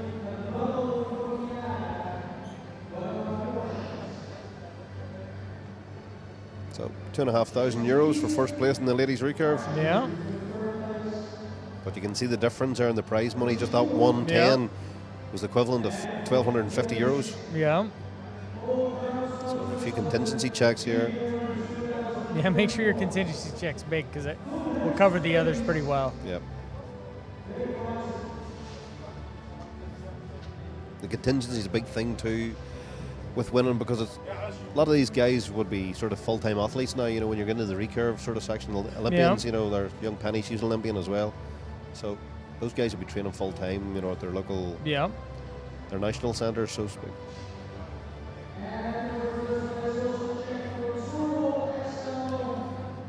So we've got Shibuya, we've got Trueball, and we've got Eastern contingency.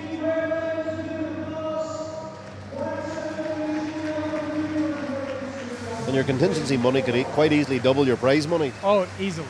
Because these manufacturers, again, here's an Easton Sweep, but again, these manufacturers, this is what proves their product. Yeah. 100%. I mean, if all the top athletes in the world are using your product and winning, let's be honest, it proves that you've built something well. Yeah. And so, yeah, it's a pretty fun, proud moment. Nothing better than being on the top of the podium.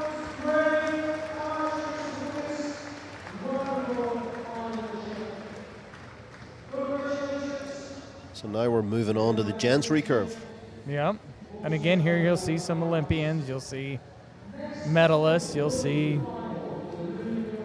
I mean, you got Olympic gold medalists. You've got well, you've got Marco Nesbly there. He's one of the Italians. He's World Cups, Olympians. Well, you got Migueli, who won the gold medal on the team in London.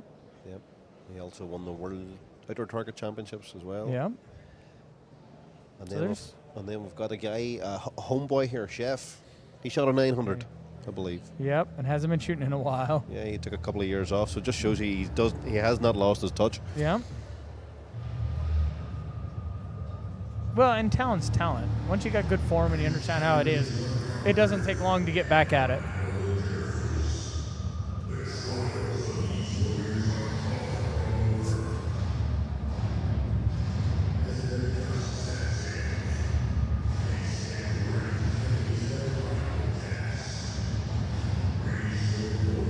So going to have 9 guys sitting in the background here waiting for their call-out song, and their hearts is going to be pumping.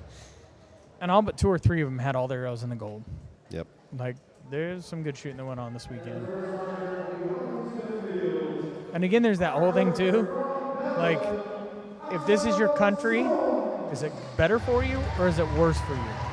Because sometimes it's like I feel really comfortable in my own country, and sometimes you feel that extra added pressure that you want to do well because it is your home country. So it can be one of those two-part things. Well, I think maybe with the home crowd, that support will maybe egg them on, too. Yeah.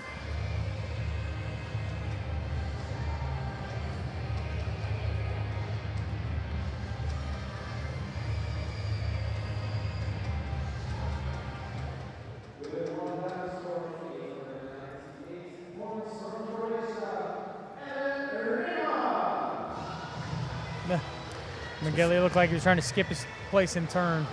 He maybe just had a slightly higher ranking than he thought. Yeah.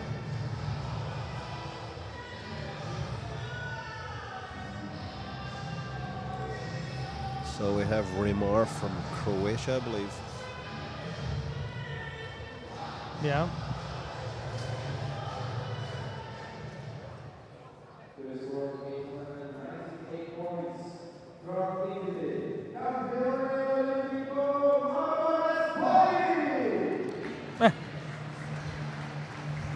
I think Nesply's one of the heaviest poundage recurve shooters I know. I think he shoots something like 54 pounds. Yeah, it's a lot.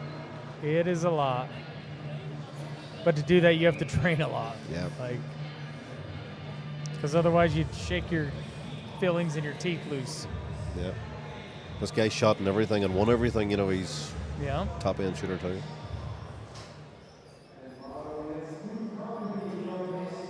I think it's finally Fringilli's turn. Yeah, he's pretty keen to get out. I think he wants to do the business pretty sharp. Been a few years from him seeing Fringilli in a couple of finals now, and I suppose he's like everyone else. He's had family and they're working on their bows, and when you want to bring on different projects and stuff like in family life, you just can't be like the younger shooters anymore. Yeah. You can't devote as much time.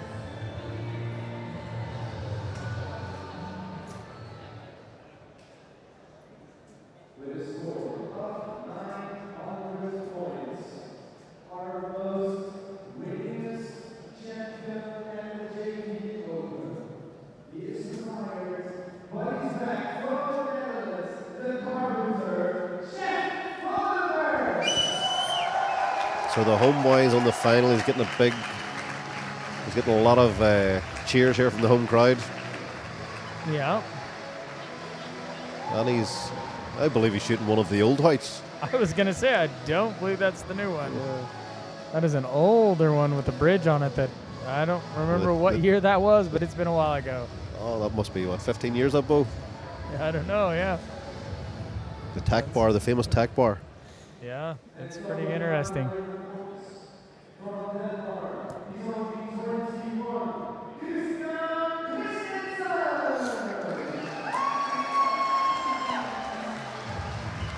We've got a 967X now for Christensen.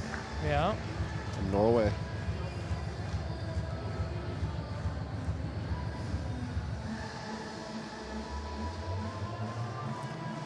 So anybody who's joining us watching that's not really involved in archery, the 3 rods, one sticks out the front and the 2 side ones are stabilizers. So they help stabilize the bow at full draw, and then the smaller thing above the stabilizers is the sights. That's what the guys are looking through and aiming with.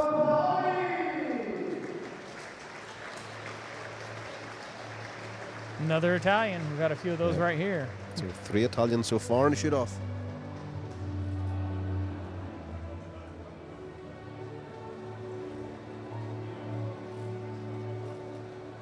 Alessandro, he's got a pretty calm call-on song there, hasn't he? He's chilled, relaxed.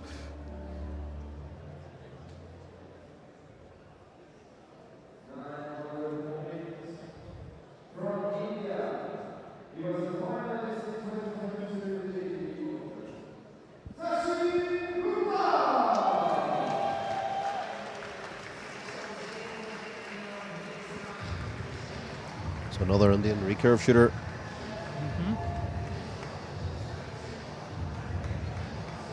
again, we talk about all they're investing into their archers.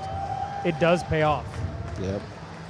And they are super, like, the head of the federation that does the archery is super into supporting them. I mean, I can tell you, I've been around them enough. When we were training in Korea, we spent a week in Paris training with him before the World Cup there, and man, he's super into like making sure that whatever they need, they got, and like just really, really, really supportive. And I think a lot of federations could take a really good page from that and learn a lot.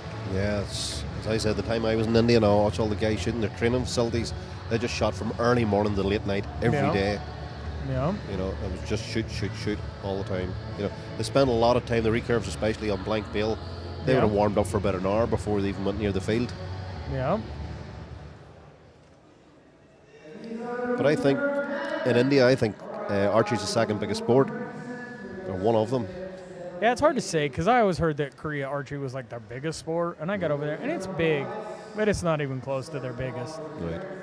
I mean, we come out of the airport from the Asian Games, and the soccer team had won, and they have a soccer player who plays over in Europe, really big over there, and I walked out as the first person out after we landed from the Asian Games, and the cameras outside was crazy. I was like, holy cow, this is nuts.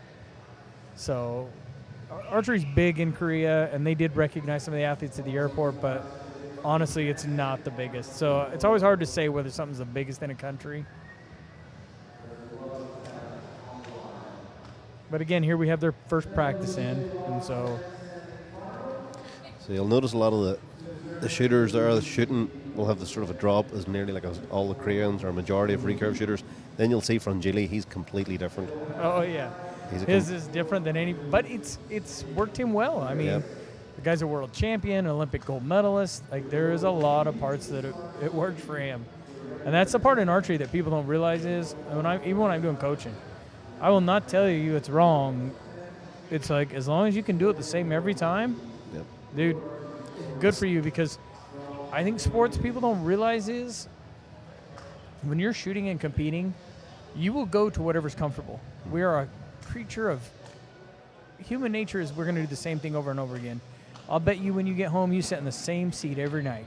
So when you get nervous, you're going to do the same thing. So you want your bow set up that's somewhere that's comfortable and normal to you, so that when you get that nerves, you do the same thing over and over again. And I don't think people realize that matters as much as it does. Because I watch people, I got to have the right form, I got to have this. Well, guess what? When you get nervous, it don't work. Yep. And would you say that would be a setup thing for you'd set the bow up because if you're tensing up, or? Yeah, you'd set it up so you're comfortable. Again, like, and there's parts of learning about it. I mean, like, I'm going to do a seminar on Wednesday here in the Netherlands, and I think a big part of this stuff is just learning what you're comfortable with and do it that way, because we as a sport, a lot of parts of it, we don't look at other sports. And in the U.S., we have American football, and they have billions and billions of dollars, and like they won't draft a quarterback, the guy who throws the ball, if he throws it sidearm. Whether he works with a coach for a year or 2 years to try and get it to come over the top, as soon as a 350-pound man comes at you to crush you, you go right to that sidearm. And so what's any different than you trying to shoot your bow? If it's not comfortable, you're going to go to that when that nerves hit you. So the biggest part is get something that works for you, something comfortable, and maybe that's where, hey, Chef's coming back. That was one of his favorite bows maybe. Maybe it's something that he's just comfortable with, and that's why he's been successful for the weekend, because he hasn't been competing. You know? So it matters. And then maybe he's coming in, he had no maybe expectations how well he would do, you know, he'd probably just... Touche. And maybe, you know, now the expectations will be here, it'll be a little different.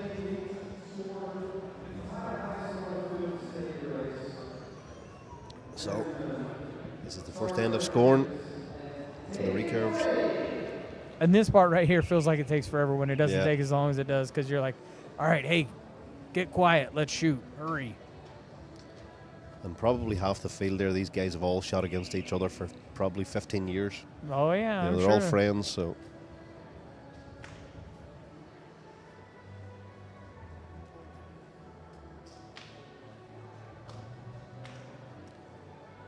That looks like a 9 from Miguel.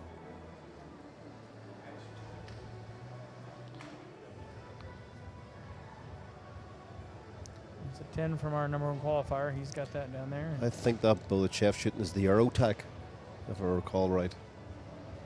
Yeah, I'm not sure I could come up with a name, but yeah, it's not. Our Joker has a 10 to start with.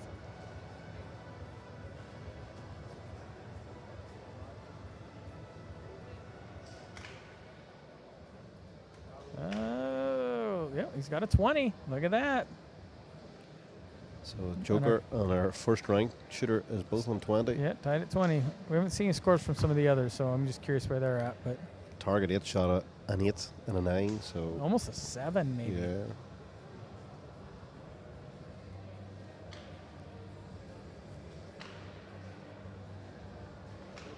Oh, he didn't like that one. I'm not sure our Joker carried that through. Oh, he got a 30. Look at that. No way. So there's a possibility the Joker could have won this year. Yeah. No, we'll go 30 first place as well. So 2 30, 3 we got 30s. 3 30s, yeah. Wow, that was a pretty bad takeoff. Great landing. Yep. Our second ranked shooter from India, he has a 26, so I think He'll be done. it'll be a Well, close we shot can have there. if we have 3 30s, that puts 1, 2, 3 right there to shoot off So- again for the next stand. Yes, this will be a shoot off for first, second, and third in one go.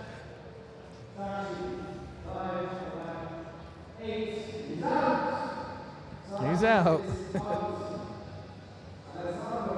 No sympathy there. It's straight up. You're out. Now this is definitely the cutthroat end here now. Yeah. Christensen's gone. Well, we've got 2 of the 30s confirmed. Chef ends up with a 29. 29. Lots of 29s to add with the 330s. It just shows you the standard here. First round, 29's not cutting it. No. Thank you for coming. Yep.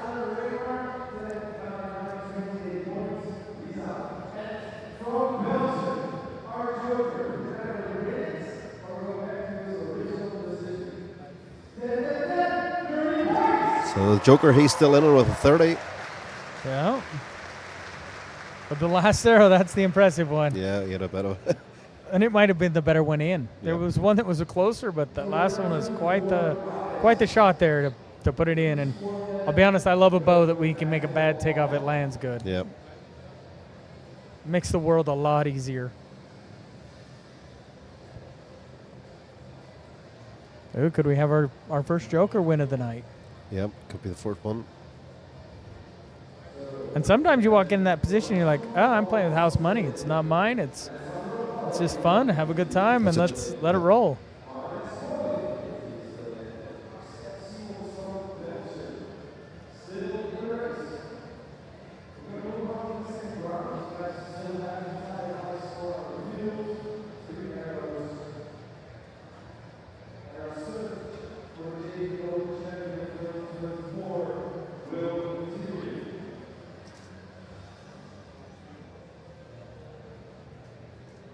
Here we go. We'll end up with 1, 2, 3 out of this bunch. Oh, there's 4. Wonder, are they having the shoot off now for fourth back to seventh? No? Or eighth? No, I think there was another 30 because we didn't get all the scores on the board earlier, and so because I don't think I saw Mario's score ever pop up. No, so, that's with 430s, yeah. 'Cause so yeah, the one Yeah. there'll be one man out. That's the sad part.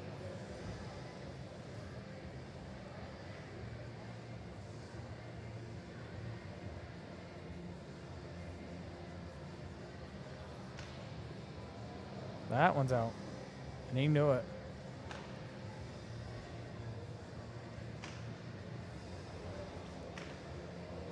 I haven't seen one in yet, have you? no, I can hear the crowd going woo. So that doesn't sound good. Was it inside That out one's 10? in.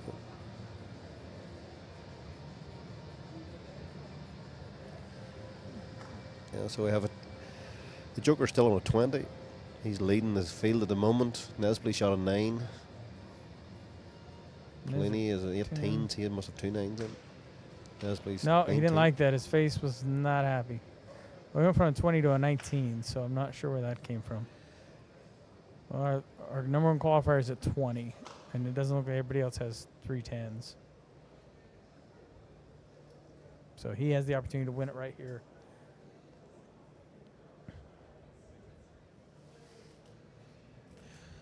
Yep. So Charlotte from France, sitting on a 20. Nestle is 29. Oh, our Joker's got a 29. Joker's a 29. So Now, if the this is sad part is he would be out if he shoots a 10 right here. Yep. And you'll end up with the other two will be second and third too. Ooh, it's going to Ooh, be I believe another it's a shoot-off. 9. 29, three-way So at 29. 27 is going to fall out. Our Joker is still in the game.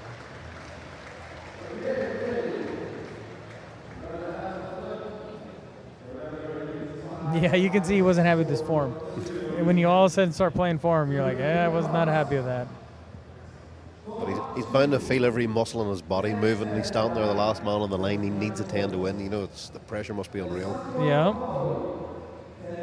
I mean, the last time I won Vegas, Jesse shot a 28, and I was down to my last arrow, and I had 2 10s, and I was like, do not miss this. Do not win with a 29.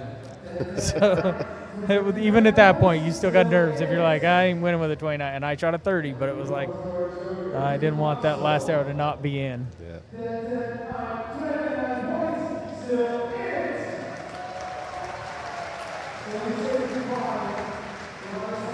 I'm feeling like he's got a little luck. Yeah. After the one arrow he missed, or you shot that went in the middle, you got a little bit of luck. And that's what it's all about. You know what I mean? You Yes. need a bit of luck at this stage in the game. Well, and in archery period, I will always have this feeling of I'd rather be lucky than good, because if I was lucky, something good happened. Mm-hmm. I mean, you can shoot really good and lose. I've seen it and Yep. done it. But if you were lucky, something good happened.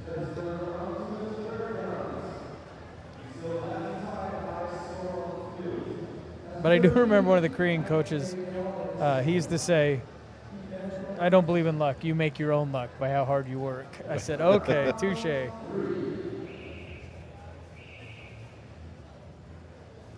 So here we go, round 2 for the gold medal. But you will now have, the interesting part is, if the Joker doesn't win, our guy that just fell out will fall into third. That's right. Everybody moves up one spot. So now is he back there with his fingers crossed? Come on, come on. That is the one part with archery. You cannot play defense. No. What do we got down here? Oh, he's thinking about it.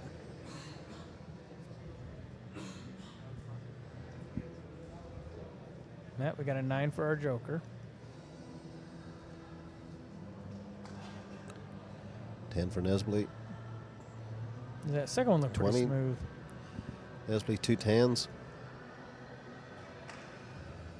That's solid.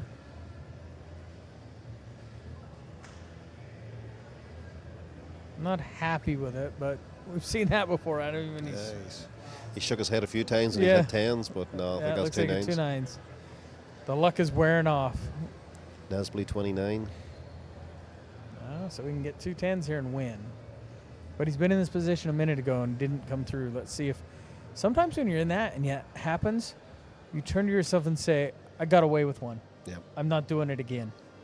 And so Well, it can be a real positive part for you to be like, yep, I missed this last time. I'm not missing it again. yeah, or else he needs to shoot the 10 because Nesble mightn't give him a second chance. Yeah. Or third chance, sorry.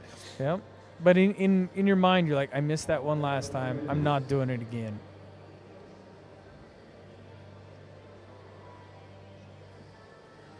Does he finish it off?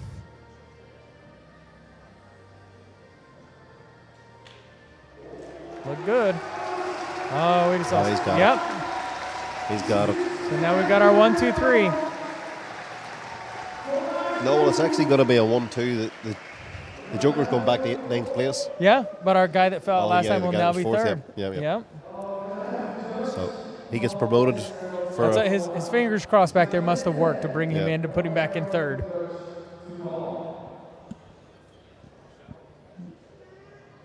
Go from here we go to yep. All right, I'm back in. back in the podium without having to shoot an arrow. Yep.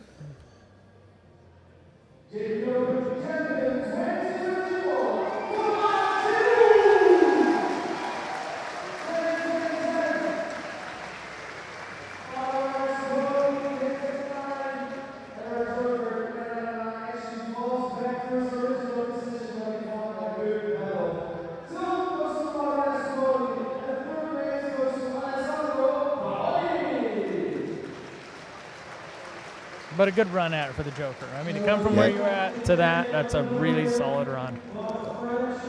Yep, as I say, he crawled himself up 6 places there, like, but falls back down. But he had a lot of people sweating for a few rounds there. Boy, he did, for sure. But Thomas shot really well. Like, you can't argue. He shot 30, 29, 30. Like, the 310s were inside out, you know. They were.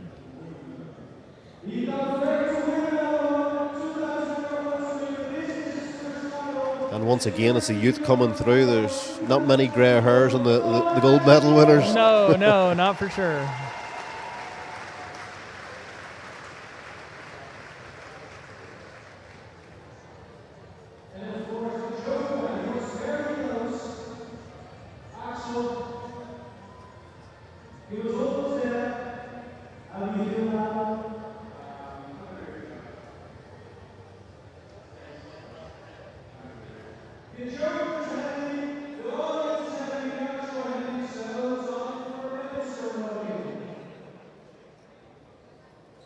Now we'll get our medal presentation.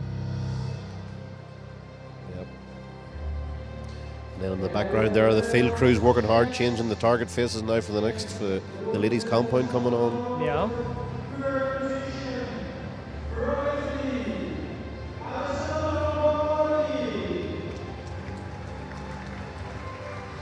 And for that one, we ended up with the same person that qualified first going on to win. Which, like I said, that doesn't happen. I mean, how many have we done right now that have come back? That's the first one, isn't it? Yep, first one.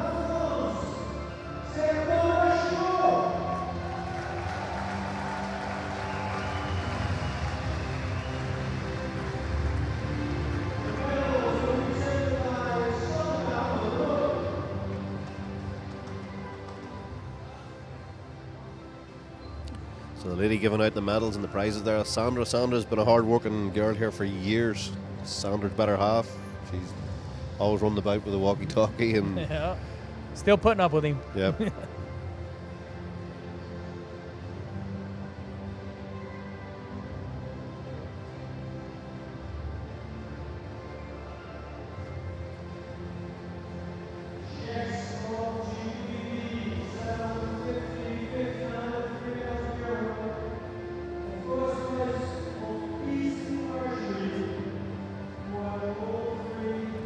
So we've got another bit of Easton contingency money there. 3,000 euros for first place in the gents. Yeah. Well, and just like the Olympic stuff, Easton dominates this category. Like, I mean, that X10 has been around for long enough and like has won every medal for I can't tell you how long. Yep. It's crazy to think that a piece of equipment has been that dominant as anything. And majority of the recurve, I think Nesbitt was shooting the big arrows, but your winning arrow was the X10 there. Yeah. Well, and a lot of them do that because they don't want to change their setup from outdoors to indoors, and because a bigger arrow has a totally different feel on that bow. Yep. So different.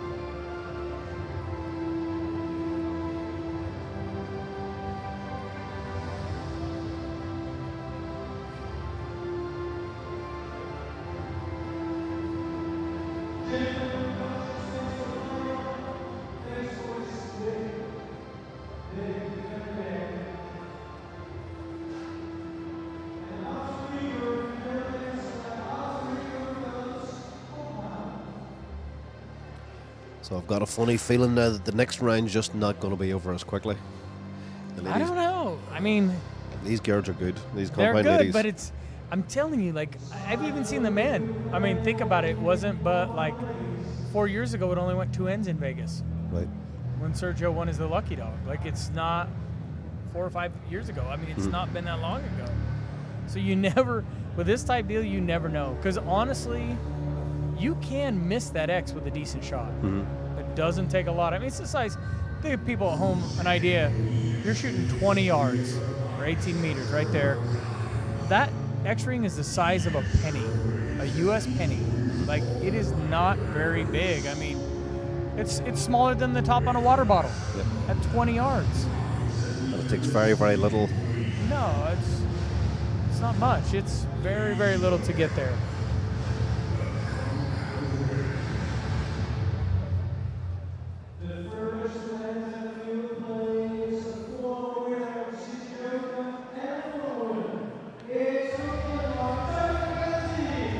So what we're taking here is the top 9 shooters in. There's going to be a joker. Yeah. And we've had 4 ladies shoot clean on 900. And here's Tanya Galentine coming in. Well, we got 12 archers, I believe, because Tanya's at 12. 12, has she? Sorry. Well, no, she qualified to us, but she's the joker. She's a joker. Yeah. This lady's no stranger to being on the top of the podium. No, and she just had a baby not too long ago, so you know and getting used to a new bow. She's really done well. I mean, she ended up 3rd in Switzerland last week. That's right. So. And the qualification score that she had, I think it was like 592 or 594. Yeah, you know, it was phenomenal. Really good. Here's Paige, who she beat in the bronze medal match there. So no stranger. And a funny little catch is, she had been working with New Arrows. She's just gone to Easton, playing with 27s and hadn't really got him shooting good. And her fiance Tate said, "Hey, let's take some of mine and just try them." And she's like, "They actually shot better than my other one." So that's where I'm at right now, and we'll see how it does. Yeah, like Paige has won everything, you know. Yeah. From 3D to World Field to Target, Yeah. you name it. She's won everything. Vegas numerous times. Yeah.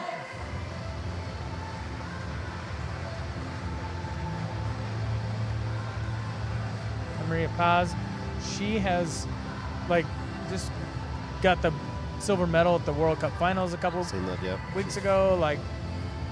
Been on a roll, got a bad shoulder, so she's really been fighting through that.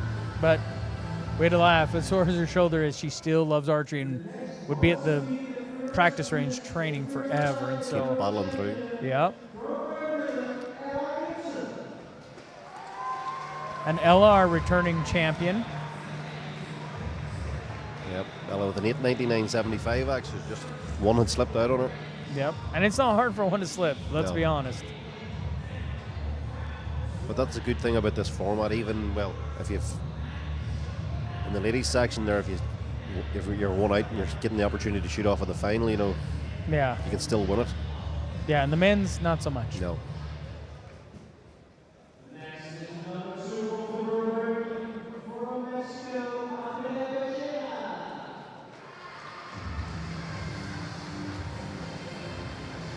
And Andrea, Mexico's got a pretty good bunch of archers down there. I mean, they've always seemed to produce 1 or 2 really good archers out of there at times. They've always And their had- women has always had somebody, and it's really interesting that they keep producing them. Yep. I don't know where they're Even at, the- but they usually have 1 or 2 solid archers in the women's. Yep, even the ladies recurves, the Mexicans, they're right up there. Yeah.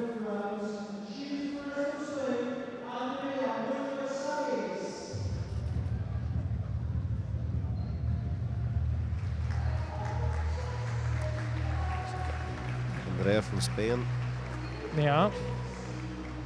972x. Yeah.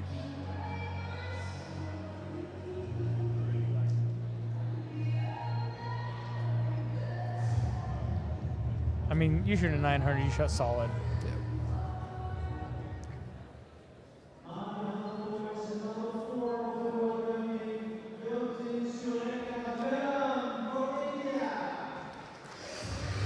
And Josie's one of the most, I think she's had so much success, but it's so quiet. Mm-hmm. I mean, she is at the last 3 World Outdoor Championships as medal. Yep. I don't know of another woman that's done that. She won the Asian Games. She's won Lancaster. And, I mean, she is just solid. Yeah, she's a really, really good shooter. Yeah, like I said, it's quiet. Yep. No one really realizes all the stuff she's done, but she has always been right there.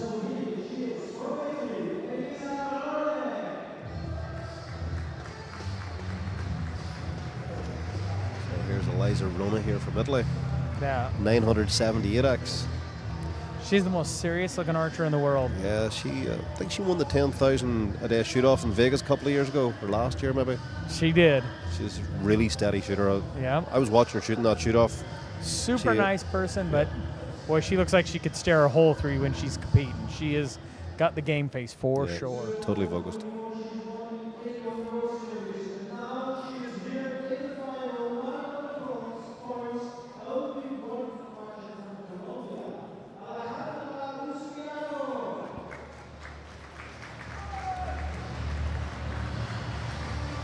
So this is our number 1 seed, 979 X's. This isn't far off the gents in the X count. No.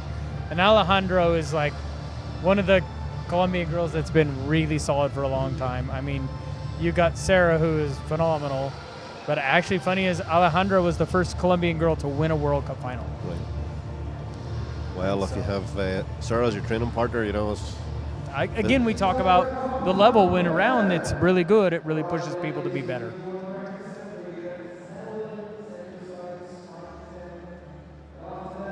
And they're going to get their first into practice here. But like I said, again, you talk about when the level's that high, it really pushes. And like one to look at is Josie. Look at India, how good they've been. Yep. Like she has really pushed them to a different level. And so, and a funny story, Josie came to my house when she was 14 years old. Did you? Yeah, she had target panic, I told her, and she said, no, I don't. And I'm like, yeah, you do. And so we went through a program and got her shooting a back tension release, and she has shot that same release since she was 14 years old. And it's worked good for her. I think that's one of every compound archer's nightmare is the target panic. Yeah.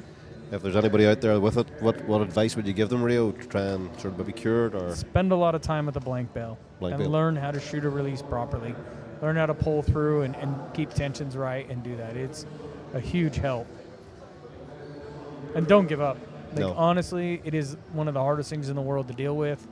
And I see it run more archers off than not. And so, like I say, I would really tell them just to stick with it.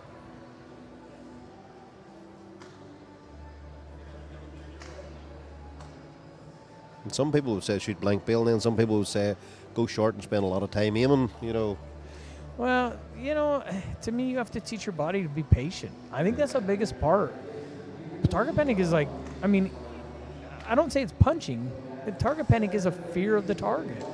And you got to let your bow do its shot. Dude, the bows can outshoot us. There ain't a person in this world that bow doesn't, that we outshoot our bow. Maybe outshoot our setups, but we don't outshoot our bow. And so to me, it's like you just got to teach yourself to be patient and let it happen. And so I think spending time at the blank bell and letting your body understand that, like, I can wait through this shot and make a good shot still is a big part. Yeah, because I spoke one time in Vegas to Chris Perkins about this, and I said, I'd actually like to look through your eye when you're at full draw and see what you see. And he says, I never move outside the Big Ten. He says, I just keep it there. He says, and there's times that I remember mine never moved. And so, like, it's different. I mean, but it's part of that too is like, and there's times it moved. I mean, last time I won Vegas, you can go back and watch the video. I shake like crazy. And it's the biggest part is like say, is being able to execute. Yes, trusting your process and 100%.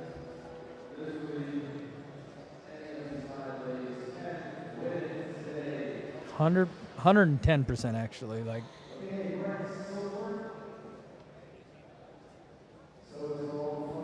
Yeah, if you have a negative thought there, you're not going to turn that negative into positive. No, I tell people as soon as you tell yourself you're going to miss, you can just about guarantee it's going to be a miss. Yeah. Or you should have let down. Those two words are synonymous with not success. And I think when you see these pro archers up here shooting, when you're watching them at full draw, you're looking at the target, you're expecting them to hit the middle. Yeah. Where nearly you should be doing that yourself. You're saying, well, if I think like this, I'll hit the middle. Yeah. Oh, yeah. Well, now we're here for score, so we'll see. Is this going to be fast or slow? So we're going to do a dollar bet who we think's going to win the ladies here. It's too early to tell in the year. I'm going to put $1 on Rona. Oh, that's a tough one.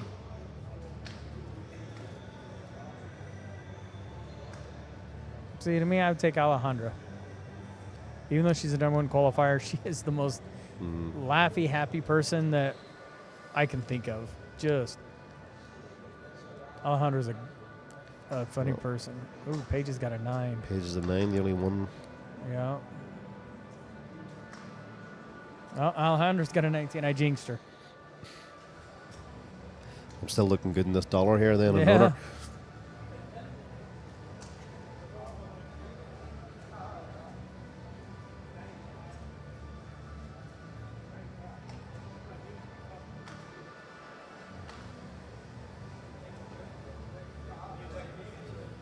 Paige has got quite long sidebars there on, like, could be Yeah. about 20 inches, are there? Yeah. Yep, she does. Roner's got a 30 down there.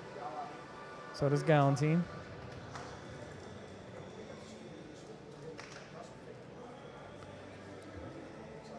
Estonian pass.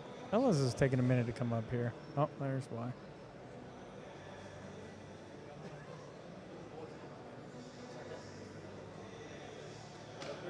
And That's Gibson right with 30. So we got 1, 2, 3, 4 30s. So we're going into a shoot-off then for, this will be the gold medal shoot-off then? Yep. One of them will walk away not on the podium. Is one of them the joker? Nope. Galantine would have been the joker because she was down on the end. Oh, yeah, she did shoot a 30. Hey, she shot a So 30, she yeah. is there, yep. Yep, one of the 4.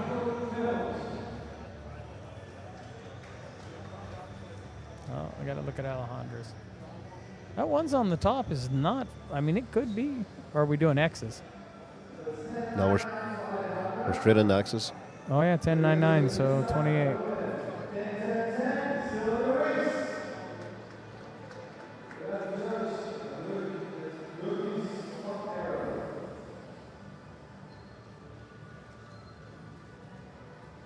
Ooh, that one could be, I mean, he pushed the paper the right way. 10.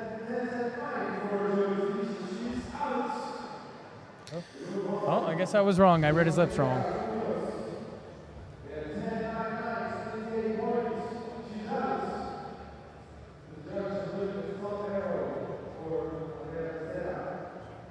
They got it listed at 28, so probably going to be out. Even if you got a couple arrow calls, I mean.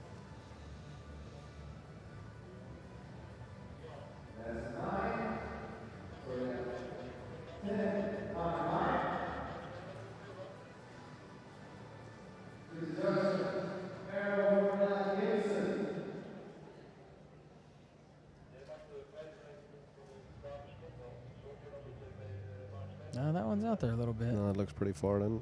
Or far out, sorry. Oh, and that was one they called in.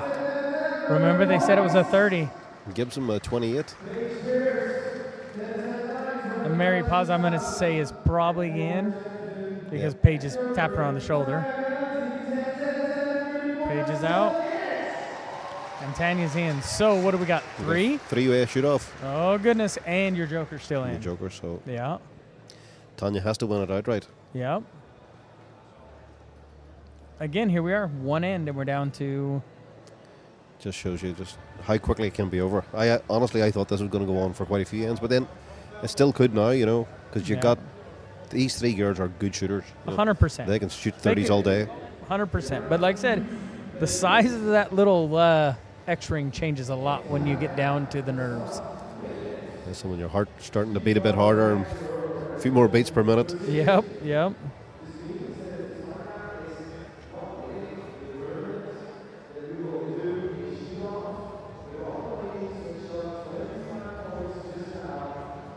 So we got 2 PSEs and a Hoyt.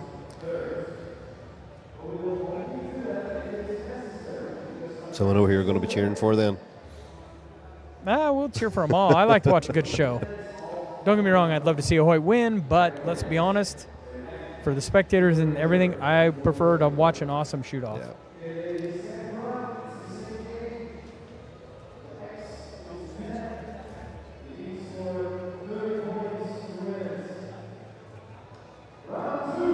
Well, I was going to say this could be our podium, but here could be the catchy part. Because you only have 3, didn't we have some 29s, a couple of them?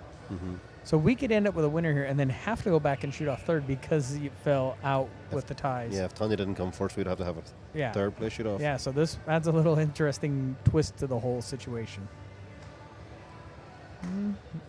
She's hard to read. Mm.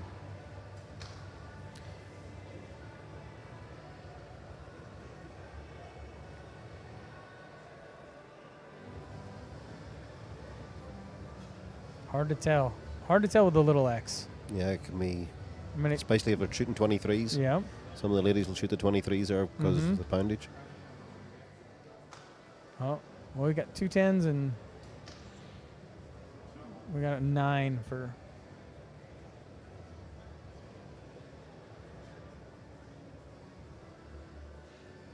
And Tanya's won Vegas before, so this shoot-off is not something new to her. So runner's a 20. But she's got a 30. Yeah. So Roner has to hit this, or it's. Oh, she smoked it. Yep. Well, our Joker's still in, so. Joker's still in, yep, and passed. She's out now. She had a 28. Well, she's sitting in third right now, but could be second. Yep. So it's a. Yeah. These are one of them. You're like, come on, help me out. Yeah, if you're sitting in second or possible third, you're going to be cheering for Rona. Yeah. Yep.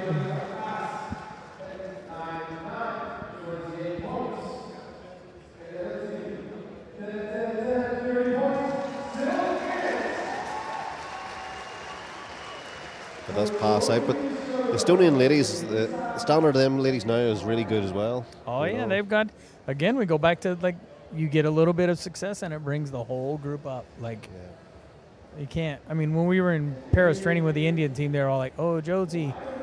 And they're like, that's where them young archers that have won the world championships, the men and the female, like, we look up to her a lot. And it's like, her level had pushed those others to be up there. So it's a real different part to have successful archers in certain areas. I mean, you can even look at the U.S. women's recurve. Since Casey Kaufhold's come along, she's brought the other women up. Like, their quality has come up, and that's how they earned the spots this year in Paris. And it just is very interesting to watch what one good archer can push to bring the others around. Yeah, because the other guys will train harder and harder to try and beat them. And then 100%. So here we go. Round 3. Yep, down to 2.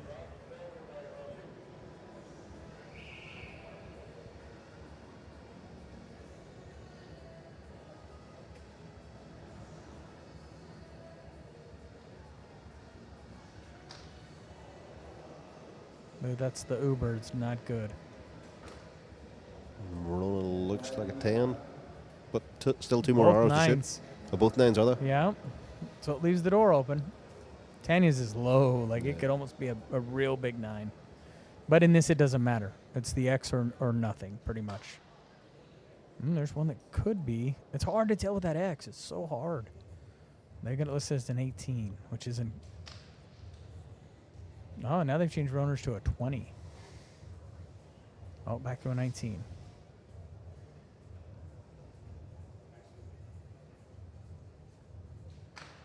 That one's 10. good. And I'm not sure that one on target number 1 isn't decent. It could be. Yes, it'll definitely be down to a line call with the judges. Well, it's going to come to a couple because Roners looks like they could both be in. Yep. That's definitely That one's in, yeah. Oh, we're going to have to wait for the judges on this one because there is some close arrows. Although Rona seems to be celebrating, so you might owe me that $1. Yeah.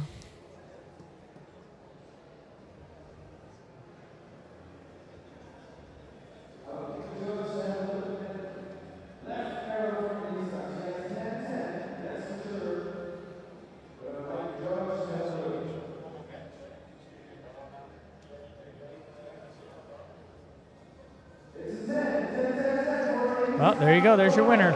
Now here comes the catch. Do we got back after third place shoot off? We're going to have a third place shoot off, yeah.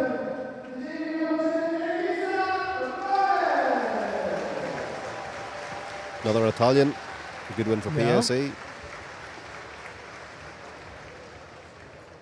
A good run for Tanya, but the hard part is now she just fell back down. I know. Saw that too. For shooting so well and shooting so far up, and then you have to go back down. But it's all part of the game, you know. 100%.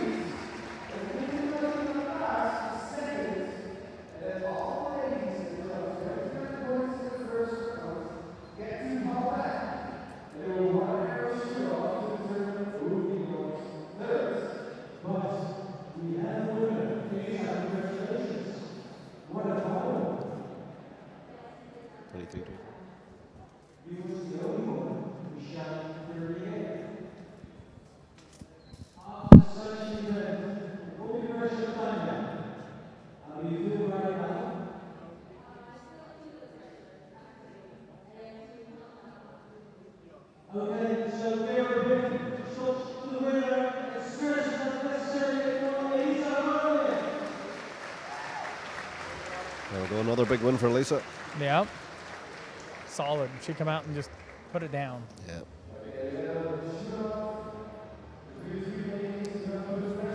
So we're going to go for third place shoot off then for the ladies. Yeah.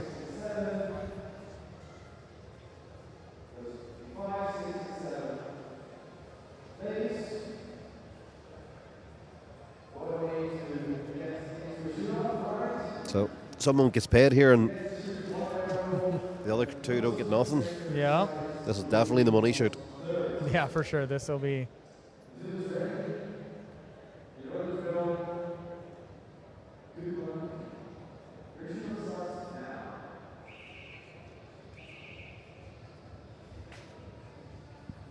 Paige in her big bars. Somebody this weekend dubbed her as the Tim Gillingham of the women. And I said, well, I can't argue. She's always got something interesting going on. Yeah.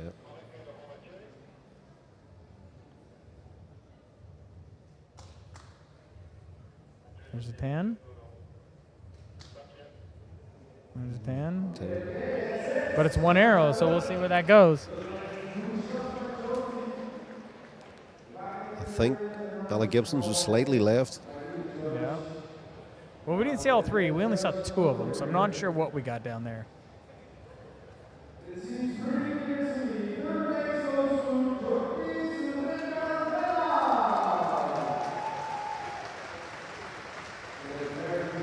Again, there she is on the podium. Probably the most quiet podium person Yep. I've ever, like, She just takes it in her stride too, you know. She Yeah. doesn't get too excited. nope. And nobody, like, you never hear people talk about her. No. For reals, it's like you hear Paige, you hear Ella, you hear all these archers, but for some reason, she is the podium. Maybe she's not winning all of them, but she's won a bunch, but Yep. she still is like, The silent assassin. yeah, like,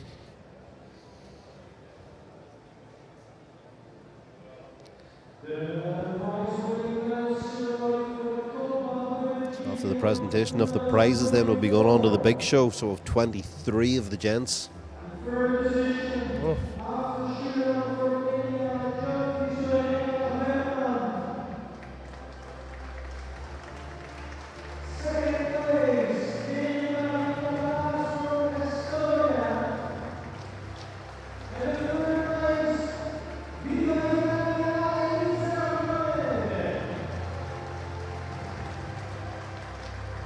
Paz comes back in to get second.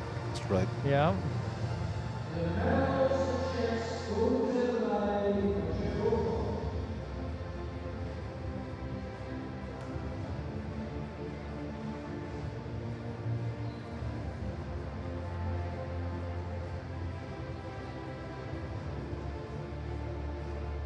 The medals are kind of cool. That's one thing that, like, I will say they do really well around here. They give an award for a 900. They give awards for 300s. They do a lot of that stuff. So it's really cool. Yeah. The wee trophies for the 900s now, they look pretty cool. I've seen a few of them Yep. there. I think actually 2 years ago, the guys run out of the trophies. They didn't realise the standard had went up so much. Yep. I think they were about 5 trophies short. Yep. There's so many guys that shot 900. Yep. I do Or like remember 8 that. guys getting Yep. ladies as well. So it just shows you're having the best of the best here now, you know. Yeah. Even in the gents, I think we've 23 900s. Or maybe 22. Yeah.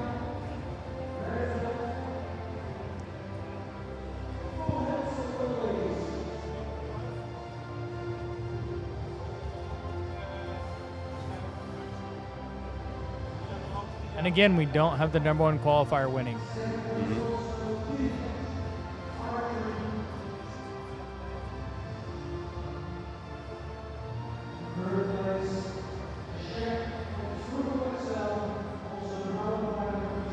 Yeah, so we have 22 900s in the gents, and then the lucky dog. So there we have it, the ladies. €2,000 for first place, 1,000 for second, 500 for third. Got ramrods there for the stabilizers, a bit of contingency. And what a good show. Mm-hmm. They put on a good show. They all Yeah. shot really well.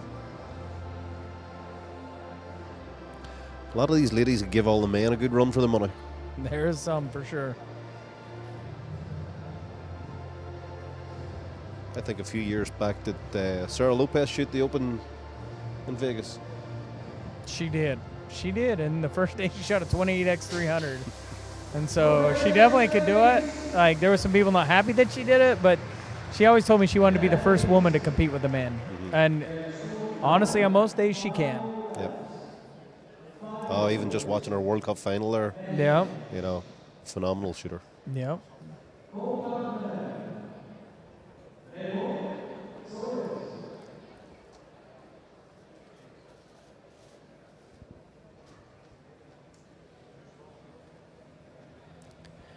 So as the field crew get the targets all ready for the gents coming out here, we're going to have 23 of the gents coming out. So we get a little time of introduction on them. Yeah.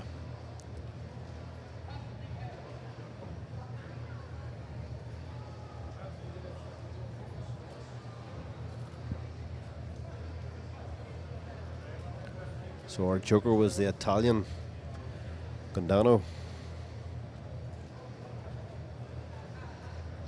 And then we've got Fabien Debel from France.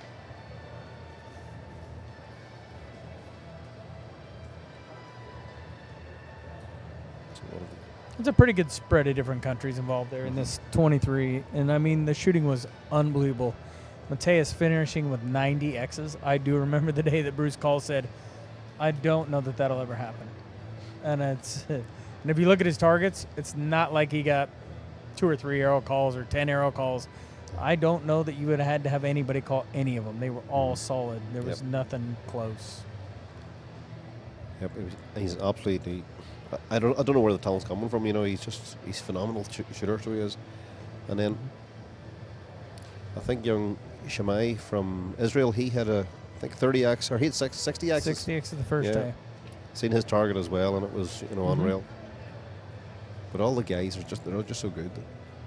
Yep. And again, it don't take much to miss that small.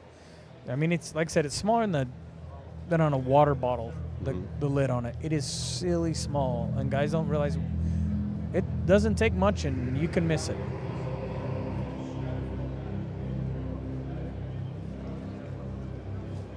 And I mean, it sounds like a lot, but literally from the first to the other one, there is 31 X's missed from the top to the bottom. And out of 23 archers, it sounds like a lot, but it's really not that much. And a guy doesn't realize that 27X is a really good score on the day, and it doesn't take a lot to go from 27 to 22 in a hurry. Yeah. But do you think because the standard's so high now, like a guy shooting sort of 88, 89, 90 X's, do you think is it the equipment, or is it the way the guys are training, or the mental preparation? Or I think there's a combination of both. Yeah. You know, I mean, the money's gone up at it, so it's been able to allow guys to just train full time and do it that way. But I also believe part of it's the equipment. I think that we have learned manufacturers. I mean, if you look at where we are now, if you hand that bow to somebody 10 years ago, they would have just went wow and just. Because, I mean, I've picked up bows nowadays, and then they aim totally different than what we shot back then. So, but, again, also, you know, I mean, I've had guys tell me, oh, this bow was horrible. And there are some bows that I've had that I didn't feel were the best, but you worked through them and got them to shoot. Nowadays, I don't know that you could be at the top level with a bow you don't feel good about. Like, it's a different level. And there's our joker from Italy. Coming in next now, we've got France, we've got Fabien Debel.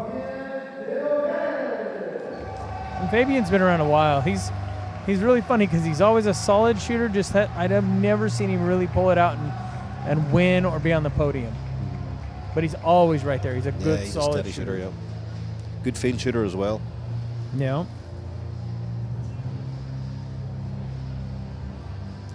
So he's back to the big V-bar. Yeah.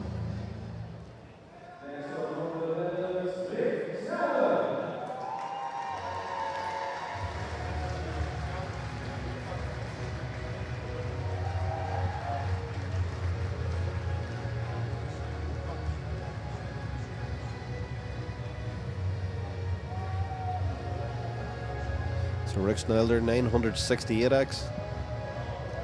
And again, here's a local guy from the Netherlands. So, again, does it make you nervous or does it help you out? No, I think it'll help him out of the home crowd, homeboy. So it's the first of the Brits out here. AJ Scott, 970x.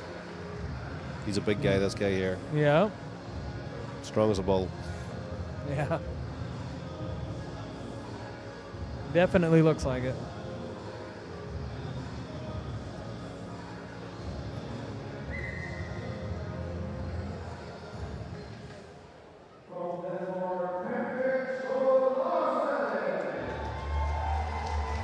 And Patrick makes his appearance every now and then and just shoots a 900 and walks away. Like, Yeah. Patrick is like one of them guys that is just, he's a good shooter. Yeah, he's been shooting Solid. all lifetime. I've known him forever. Super good guy.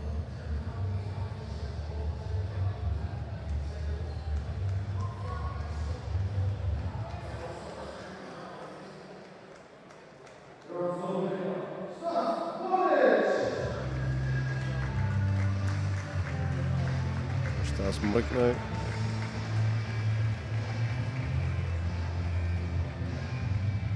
$976x. Yeah.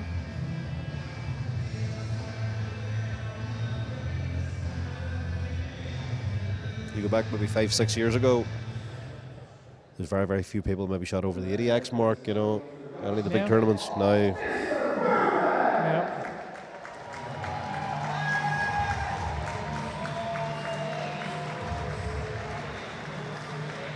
Now here's Mikey. I don't know what to say. I mean, Mikey's won so many tournaments and has been shooting so good. He won last weekend.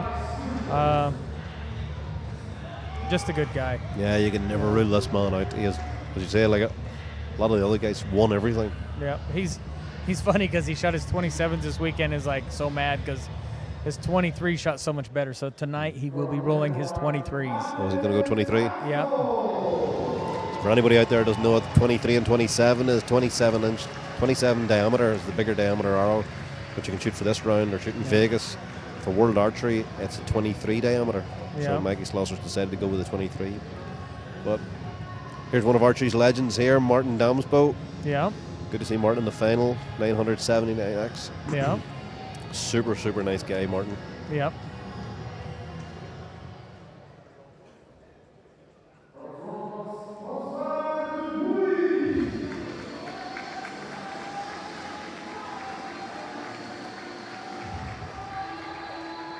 Don't know much about him. Guy from France. That is the cool part about this tournament. You get a whole different group of people, and that like shows you around the world that like there's good shooters everywhere. Everywhere. Yes, because you seem to see the sort of top maybe 5 or 6 out of each country, you know, Yeah. competing all the time, but you don't realise that after them 6, probably next 15 archers are equally as good. Yeah. We've got our first of the Indians out, 981x. Yeah.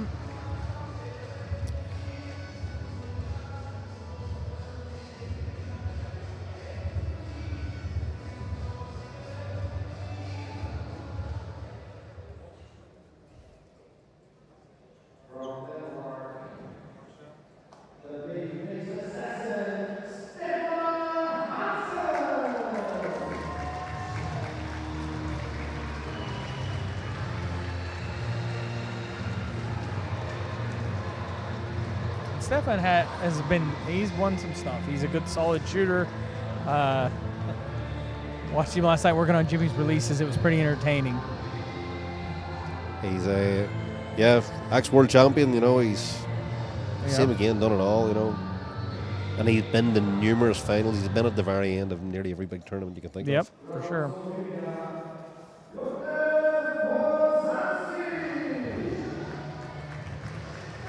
And you can never count him out. No. I watched Stefan be at the final couple of guys at Vegas. I watched him win world championships. Like I said, he's solid. So And here- Wozansky is like, he is the funniest guy. Just Yeah, rolling and rolling. He just keeps coming in and shooting and winning tournaments. He's won World Cups. It was a good laugh the other day. He took a picture of his target because he was down on the far right in the dark. Mhm. And he's like, come on, I'm the old guy. I can't see very well anyway, and you put me in the dark, you know. But here he is still in the finals. So Yeah, I was speaking to him earlier today. He was telling me he's lost 20 pound in weight since he's been training hard. Yeah.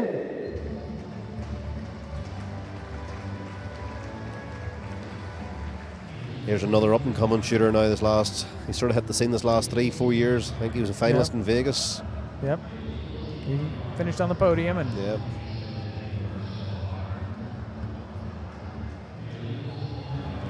Yep, just keeping solid. He's been like 84 X's is solid. Yeah.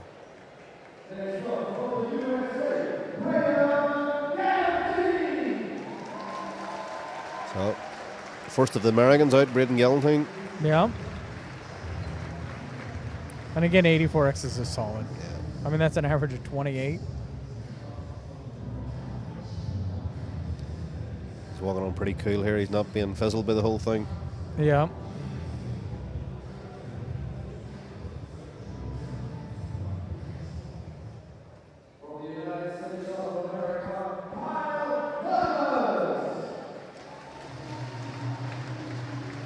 And Kyle has won a bunch.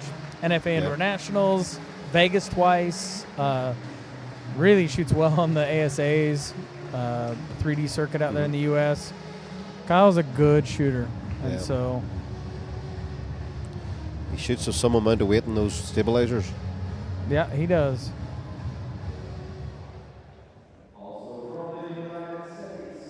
This is about an hour and a half from me. Does it? Yeah. And here's your defending champion.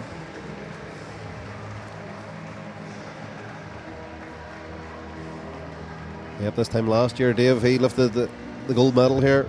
Yeah. You know, and he's been shooting a lifetime, so he has, and he can still jam with these young guys. Yeah. You know, so. Having won a world outdoor and a world field, he can shoot. Yep.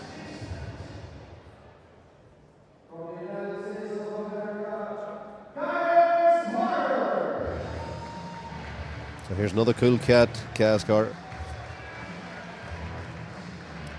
Gas has been around a lot, been around at the top a bit, playing in different parts.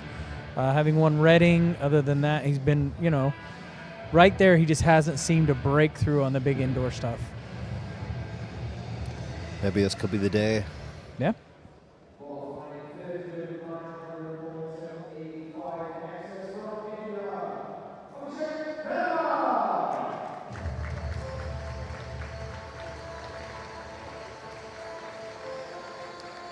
Good old Abhishek. He's won a bunch of world archery stuff. Been around a while. Just hasn't, like, on the indoor, I just haven't seen him step up and win a bunch. And maybe you're right. Maybe today is the day we see some of these guys finally break through that shell of having been there and been competitive, but he's always right there competing for it all. Yep.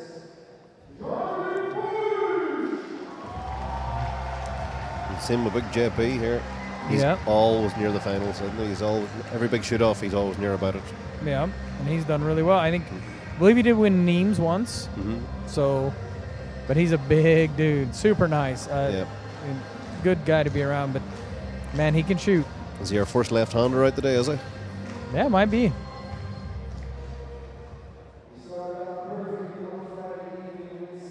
So he's going to get a set and stare at Mateus.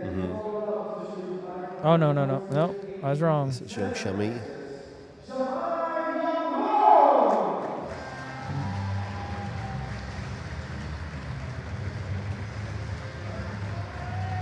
.987 axis.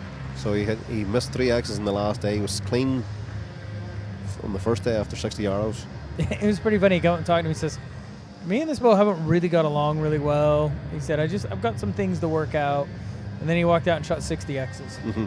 And I was like, well, he must have figured it out. They must have decided to get along better.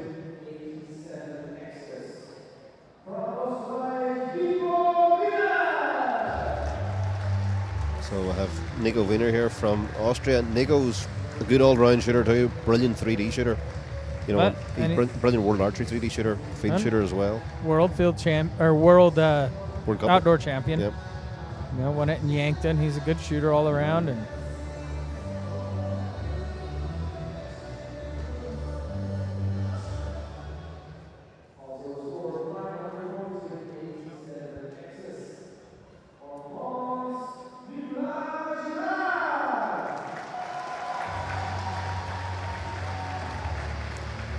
And Nicholas, like, is just solid. Dude, I watched him shoot. I mean, when they did the COVID thing and he just stand there and shoot the 11s on that little dot down below, he is a solid shooter. Quiet, just kind of laid back and just kind of does his own thing. He's a really, really good guy, but, man, he can shoot. Yep. And he just looks so solid when he's at full draw. You know, there's no movement whatsoever. Yeah.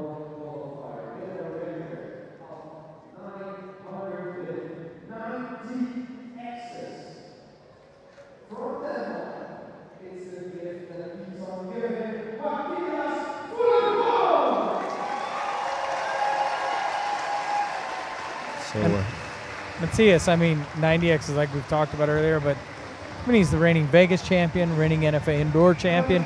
He has done well indoors, but not only indoors, but outdoors. Yeah. I mean, he took my world record from me the other day with going to 13 X's. 13 X's, well.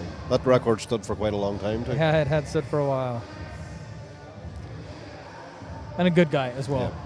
Super good. Do you think he could possibly inherit the name of Mr. Perfect, take it from Schlosser? I don't know. This is the hard part with Mr. Perfect. I've had like 3 people through my whole career that's had that name. And like Mikey's awesome. I've always told him, when we first started shooting, he had the nickname the Flying Dutchman. That's right. I did love that one, but you know, I mean, people put him under Mr. Perfect, and that's awesome. I don't know. Maybe he does take it.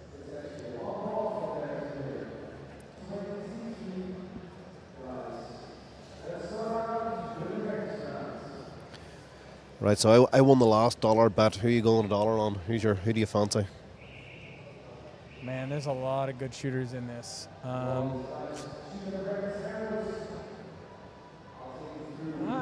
almost would take Gerard. Gerard. I'm going to go Cousins for the double. All right. After 90 X's, neither one of us take.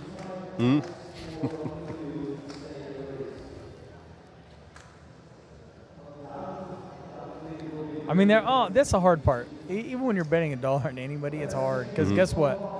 Any one of these guys can do it. Absolutely. With the scores out there, it's hard to say, yeah, I picked this guy. So to me, when guys are always like, who are you going to pick? It's just so random because it's literally a random guy that just got hot.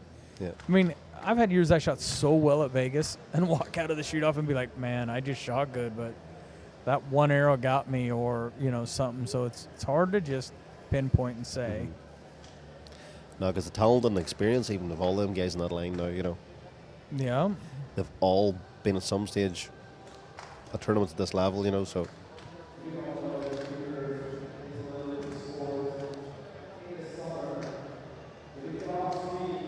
But in that practice end, there's quite a few there that's not hitting the baby 10. But I never look at that because guess what? There's times I'm doing things to check and see how things are feeling out there and sighting in and other parts. So it's like it's hard to say, hey, yeah, that's the reason. So I will look at practice ends about nothing.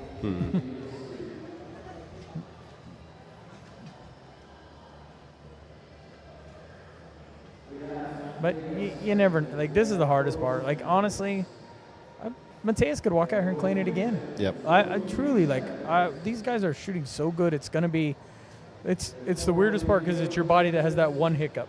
You can't put out and say that any of these guys are going to, I mean, Stefan's a great shooter. He's been to the finals down to the last one or two. I mean, he got there second here last year. Like, it's just pure, like, is it your day? And again, that goes back to the saying of, like, man, I'd rather be lucky than good.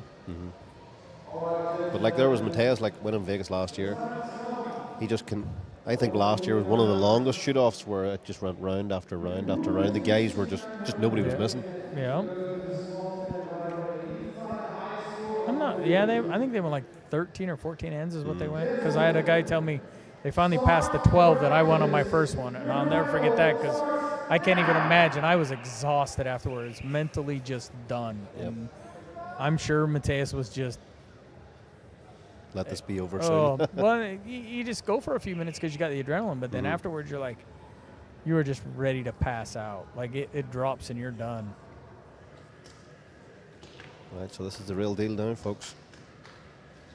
And this one's hard to track because you have so many. It's like, oh, yeah, there's... Especially for the spotters down below too doing the scores. Yellentine 10, Brzezinski 10. We've only got 1-9. Wiener shot at 9. Yeah, you got another 9. Shamai's on a 20. Mateus is on 20. Damsbo 20. Stefan Slosser Hansen 19. Stasmodic 19. Damsbo's at 20. What else we got? Hansen with 20. Kyle Douglas is at 20. Kyle would be one that would not surprise me. Braden at 20. I mean, Kyle was second or third at Vegas last year. I mean, he's always right there. Yeah, Kyle 30. Mateus 30.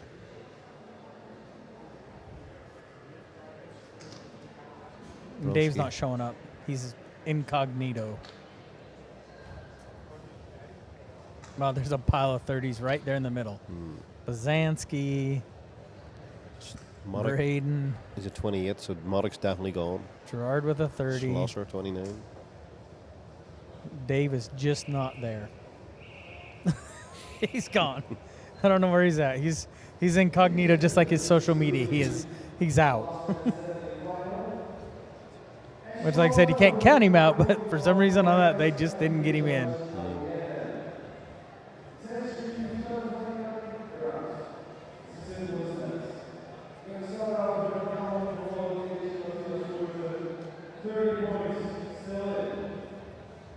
Gerard's a solid, so's Mateus. It's a solid looking target. Nico's got one out. There's a 30.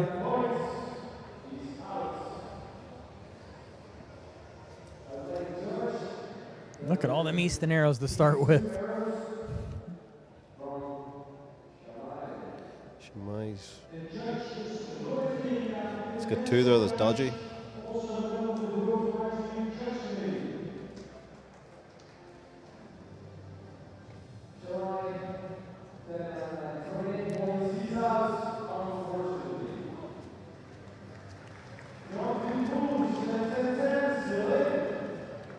Oh, he's out.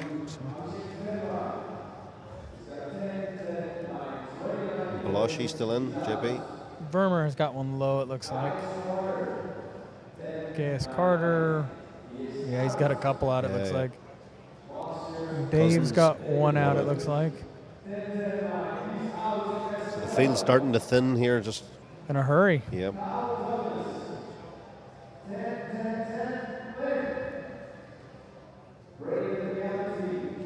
Kyle Douglas is good. Yellentine's Braden's good.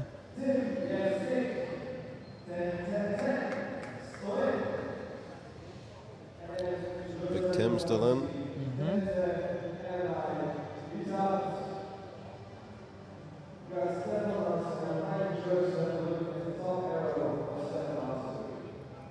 Bazanski's out.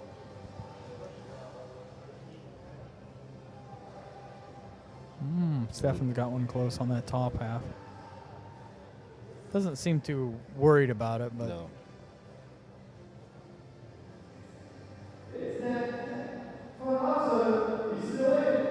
You got it? he's in. Kind of a tough one. You're like, is it in? Is it out? Is it in? Is it out?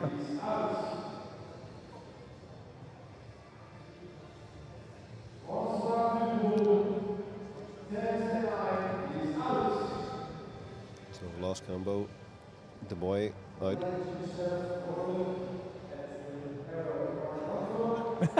It's dodgy for Martin, he's telling us. He's not sure, but yeah, maybe, I don't know. It's a good face, good game face. Oh, just out. Yep. Ooh. There you go. And they called it out earlier. Potter's got it wrong. Slosser's still in. Modic gone.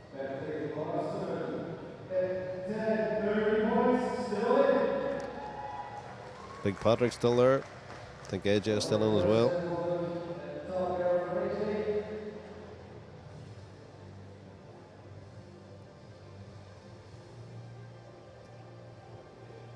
He's holding his breath. Yeah, don't hold too long, big fella. Mm-hmm. Just get down there. There you go.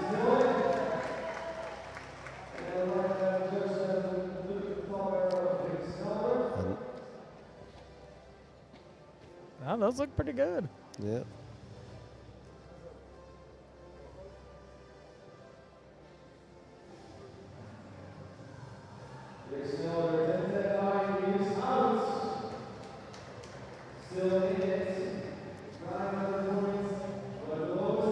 Seen Fabian's last shot, needed a bit of a bended up high bow arm. I thought it was out, but he got all three.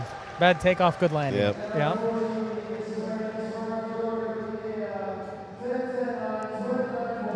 So, we've lost the joker.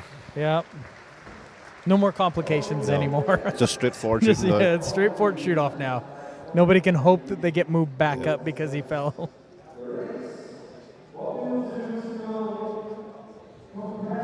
Again, how many do we end up left? That's a crazy amount. Probably 50% of the field there went. Yeah.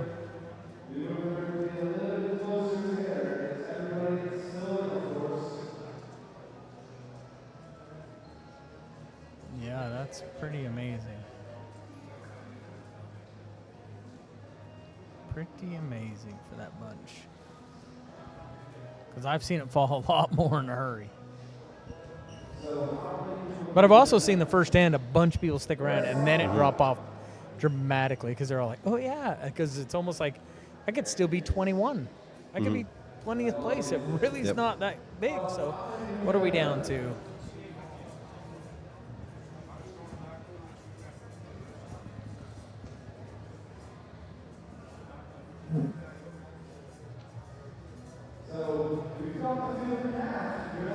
We're down to like 11, it looks like, maybe.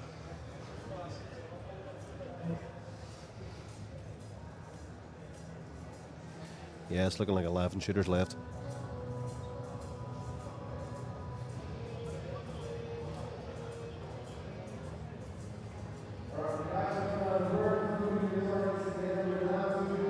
So I lost my dollar there. Cousins went out on me. Oh, yeah.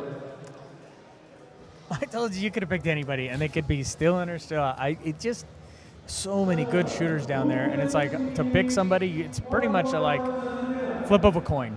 You don't know who you're going to get, who you're going to take. I can't tell you how many times we've been at Vegas and somebody's like, hey, who do you think's going to win? And I've said it, and they're out in the first round. Like literally, like it just doesn't take much. And then you're going on the judge's decision on an arrow that you might think's in, you know, or Yeah. the judge could just turn around and just say no. For sure. Yeah.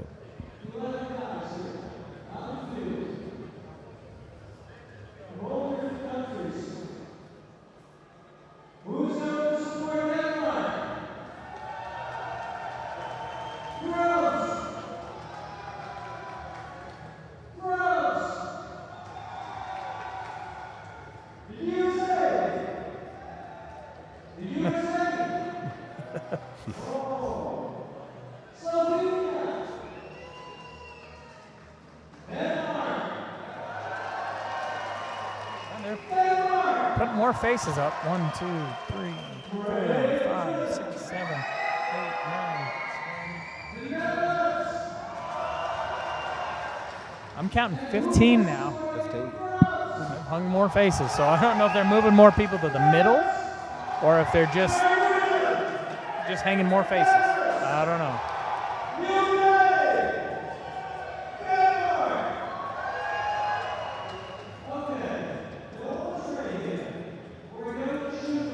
Although I like the way they do it in Vegas, they make the shooters hang their own faces, so you have a rough idea who's doing what.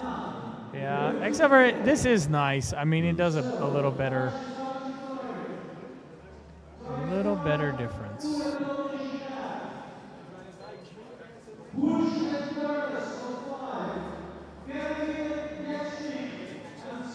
I keep looking to see if there's another way to see, like putting the scores up, but I don't see it anywhere.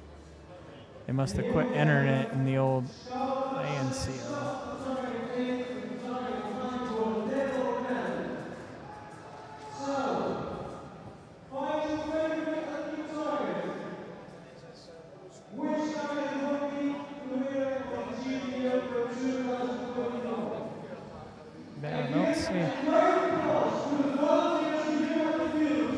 They're piling a bunch in the middle. I mean, I don't know what we got going on here. They're doing a lot of talking, but there seems to be a lot of targets going to the middle. I think they're going to close the field up and keep everybody shooting together, are they? I have no idea. Because I don't believe there was that many 30 shot. No. I don't know. I'm at a loss right now. This is new to me. And sometimes you think, can that upset the archers if they've got used to shooting maybe, say, 6 or 8 or 9 arrows Yeah. on one face and then they have to move boss? Or Well, and yeah, except for the one hard part is like deals like this, whatever they're doing, drive you crazy as the archer. Because you're amped up, you're ready to go, you want to shoot, and it's like, oh. Like, come on, guys. I don't know what you're doing, but let's get it done. Yep. So it's hard because you're like, I equate it to a stallion horse in the stall wanting to run. Like, get me out there, let me go, and it's like, oh. I think you want to keep a routine going, keep your muscles warm. 100%. You get that bing, bing, bing, bing, bing, bing, and it's like now all of a sudden it's like whoa, whoa. So like I said, I'm not sure what they're doing, but it's something that's. Yeah, they've taken the first couple off. They've moved them all to the middle, so. And that's. So we have 11 targets, so 11 shooters Yeah, left. I'm not sure if anybody stayed on their own target, which can be nice, but it's a little different right now.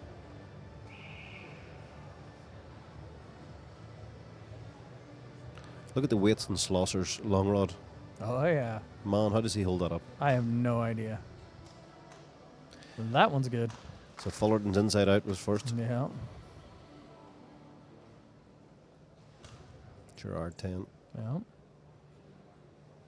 Nothing but 10s down there. Yep, you're starting to see the cream rise to the top now. Yep. That one's good.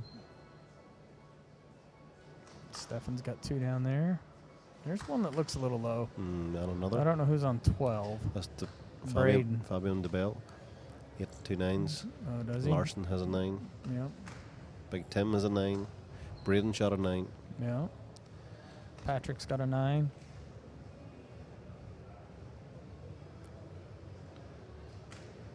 So 6 of the 11s clean so far. Stefan's got a 30. We've got a 30 on Mateus.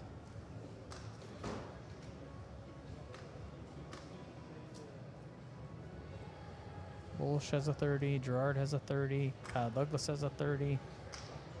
So we've got what? 1, 2, 3, 4, 5. Does AJ got it?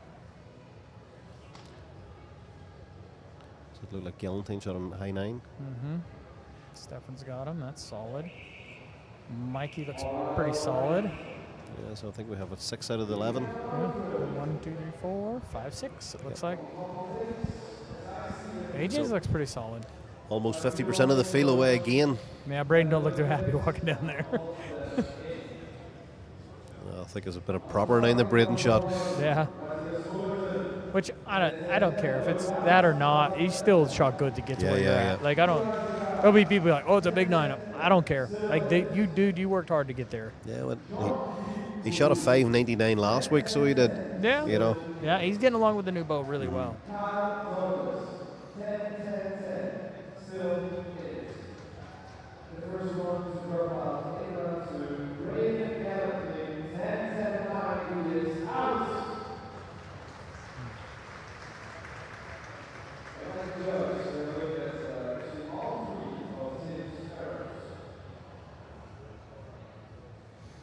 Just looking at the crowd in the background there, the hall's full, so does the spectators.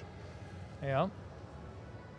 And these guys are putting on a really good show for them all, you know. So Yeah, I mean, what are we in now? 2 ends into it, and we're down to 5 or 6? 6. Like, that's pretty solid. I don't care who you are. And once again, there's a good mix of the bows. You know, all the manufacturers is being represented here in the final. Yeah. Oh man, that's the hardest part. Like you're waiting there to hear, and it's like, gosh dang it.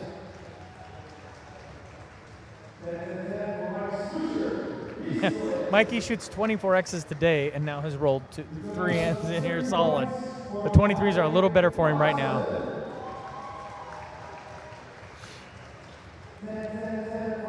That looked good for Patrick, and I thought they called it. Well, Patrick got the line cutter, did No. I think we got more than 6.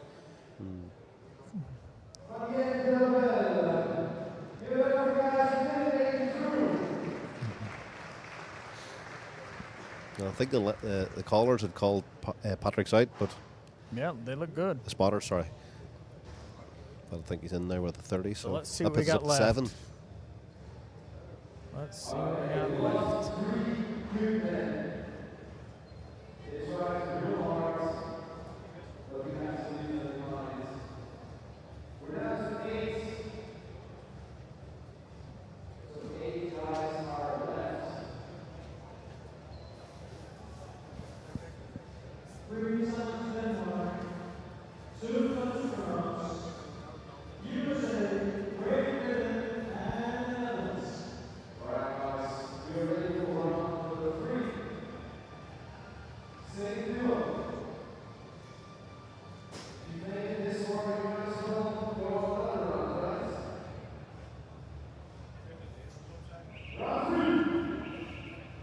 All right, we got 4, 5, 6. Oh, change the camera angle. I'm trying to count. The top 4 are still all in it. 5, 6, 7, 8. It looks like 4 on one, 4 on the other side. Looks pretty solid there. Still wants to look at it, but it looks solid. Yeah. That looks a bit wide there for Gerard. But sometimes with the way the light shines, it's hard to tell. Yeah, that X is hard. Yeah, they're calling it a 9.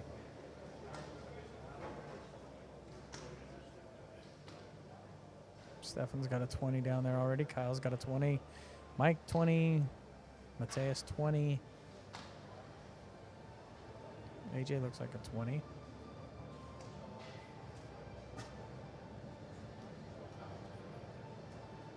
The only one with a 9 looks like Gerard. Everybody else still looks pretty tidy. Mikey's got a 30. Mateus has got a 30. Bullshit. Looks like his last arrow might have been a 9. Might lose 2 here. Oh, shit. Patrick's got a 29. AJ's look good. So it looks like we've lost 3 out of the 8. That'll put us down to 5. Well, Patrick's bottom left one there possibly could be a 10. I don't know. It's a wee bit low, but Yeah. he got lucky the last time. Possibly maybe get lucky this time. There's only millimeters in it. You know what I mean? Yep. And again, dude, this is the smallest of rings to try and hit at this. And in with the nerves, like guys can say all they want. Like it is tough. And I think Gerard's that top one's a little left, so he's out.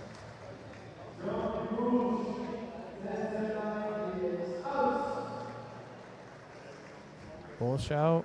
The 2 French guys are gone now. Yep. So Mateus, this is about a dozen arrow shot now. Mateus is still clean on axis. He from he's entered the building, he hasn't missed the BB10. Yes, he has not missed an X the entire tournament so far. Stephen Hansen's still there.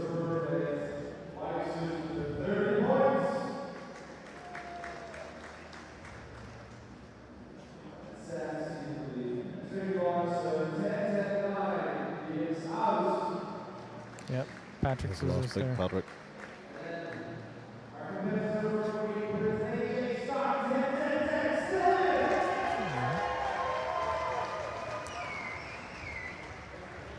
So we're down to 5 now. 5.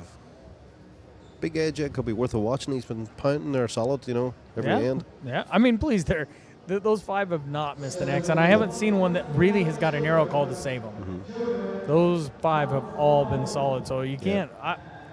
Again, when you're talking about flipping I cannot put my money on any one of them. That I'm just like, yep. Because you have Kyle, who's won Vegas twice, Mikey, who's won Vegas twice, Mateus has won it once. You've got, guys that have just won all.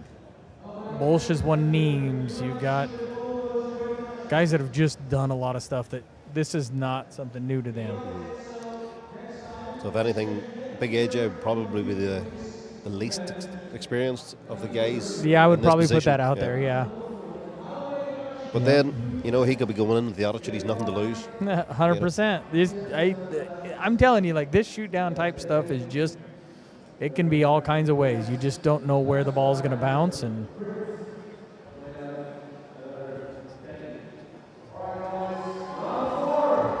yeah, AJ's definitely the least experienced up here because I can name a title that every one of these guys have won other than him. So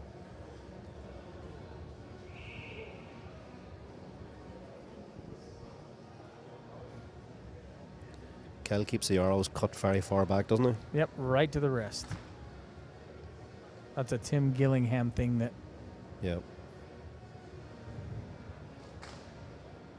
Oh, I don't think that one's there, Kyle. No. Looks like it's sticking outside the Big 10 too much. Mateus has got a 10. Yeah. Schlosser down as a 9. Yeah. Fullerton, they fixed it. It had an 18. I was like, oh, whoa. Those two are good. That one's good. It's Mikey's. Yeah, it's 23. I don't know reaches it. Mateus looks good on that third one. 29. I got a 29. So everybody's dropped a point here, so except we don't have a score for Hansen. Yeah, where's Stefan? Is he disappearing too? I mean, he's kind of got a weird look. He might have. There's one that looks really good. I'm not sure if that was Stefan's or not. I think it was.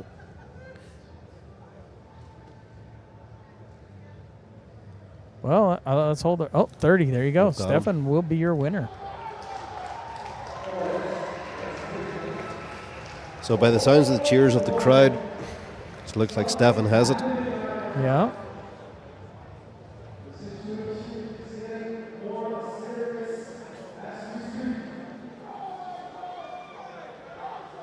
It's great to see Stefan getting a win. Yeah, like 100%. Because he's been knocking on the door at so many big top competitions. So many. Okay, here's your disappointment. You've missed 1X all weekend. You're going to be second. Yep. At best. That sucks. Because Stefan's your winner, and he shot good. Yep. But he dropped 3 or 4 axes in total. Yeah. I mean, not that that's bad shooting, but let's put it out there that, like, this is the fun of this round. It changes it. Anybody can do anything. So it's official now. Yeah.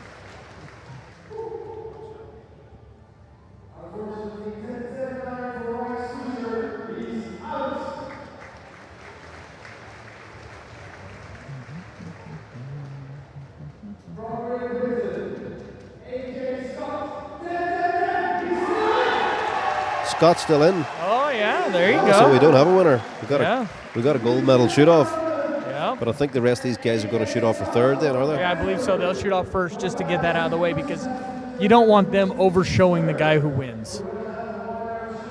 And this one could go a long time because it's literally you're fighting for one spot, and there's going to be some guys.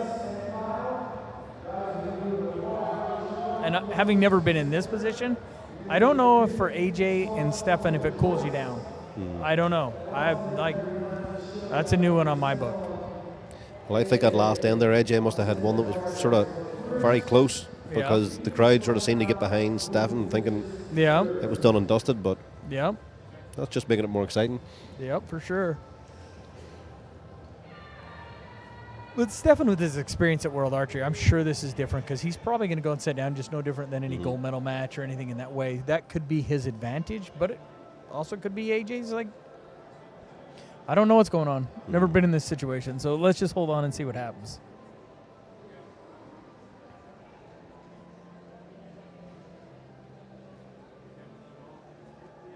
So we've got Mateus.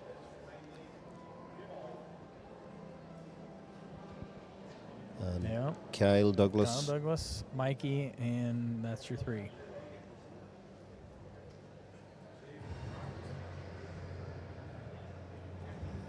This is going to be a 1 arrow shoot off. Yep, closest to center. This could go on a while because these 3 guys don't miss much. Yeah, but 1 arrow usually will bring it apart in a hurry. Like, because it's closest to center. There is no, hey, we all shot 10s. It's you can be more center 10 than the other guy. That is the one part with the one arrow. Not very often you see many ties. Maybe the 23 could come into play here for Slaughter. Slightly smaller diameter. Yeah, because it could look more in the middle. Yeah. It could. It could also not look like it touches as much. It's a double-edged sword with that thing. Yep.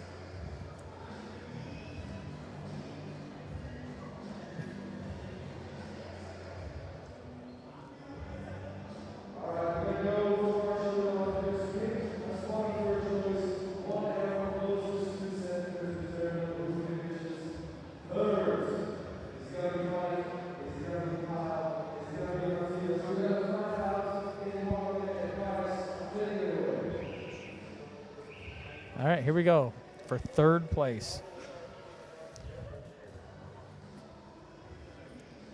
Same again. This is the money shot. These guys, whoever gets this, Yep, one arrow. picks up the third place check.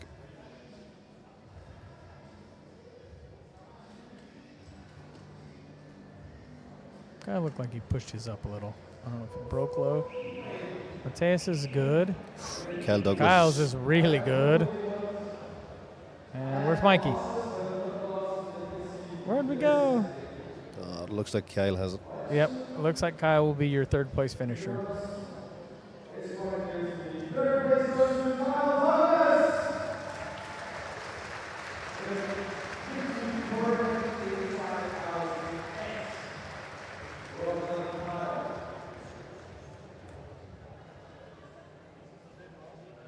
That's what you call center punching it. Yeah, I don't know that the arrow size would matter when you put it that much in the middle. And he's shooting my 4 fletch. Yeah.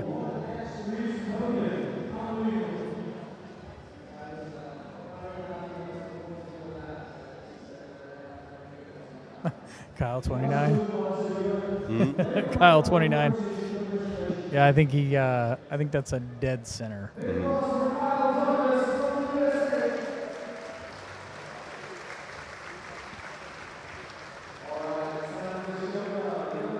Well, Stefan was in this position last year.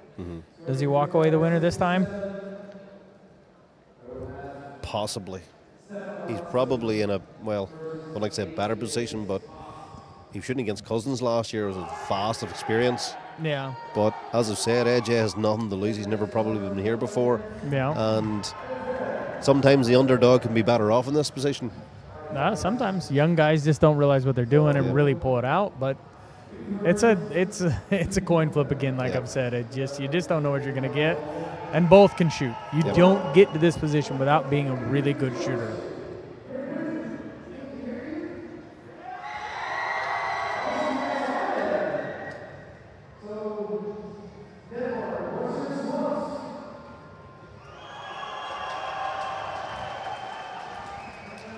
So we have a PSEV Matthews final. Yeah.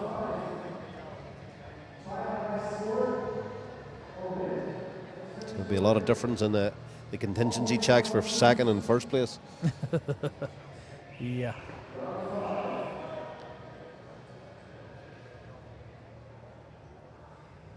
Yeah, Stefan's been pretty cool and calm. I shot next to him the first day, and he shot really good. And so...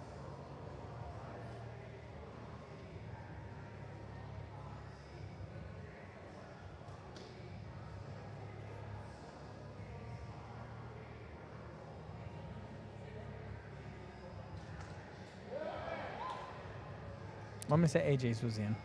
Yep.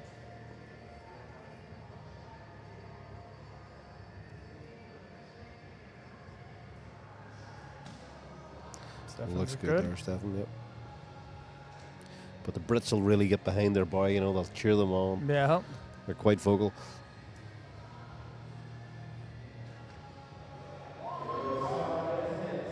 They're both AJ solid. looks solid, yeah, he absolutely does. And it doesn't look as if the nerves are affecting him at all. He's just up there calm. Stefan's are good. This is different from Stefan, though. A lot of times Stefan's slower, more methodical. Yeah. I've seen him do a lot of that, and this is really quick and... Yeah, he seems to be sort of leading the dance, Mm-hmm. A little bit of...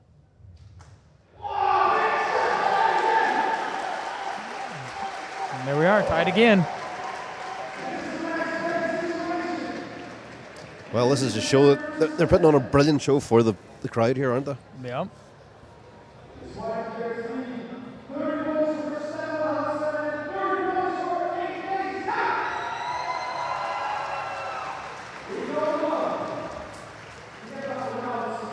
So this is round one, and who's going to crack first? Yeah, who has the little hiccup? That is the biggest thing. I think getting that first 30 out of the road is probably a big relief for them too, you know. Both of them, yep. Yeah. Because they've been sitting down for a few minutes. And If they both had a shot 29 there, you would see a bit of tension, you know, but yeah. now it's a 30, they can relax. No, I don't think there's any relaxing at this point. That's going to be pretty much, here we go. But it's interesting to see Stefan's change a little bit in that speed, because that's something I haven't seen out of him for a while, and it could pay dividends, because just like AJ had to shoot that last one to make sure it was in, I don't care who you are. I would rather be sitting in my chair with a 30 and letting somebody else look at it than... Yeah, effectively he's taking the pressure off himself by being first off the line. So...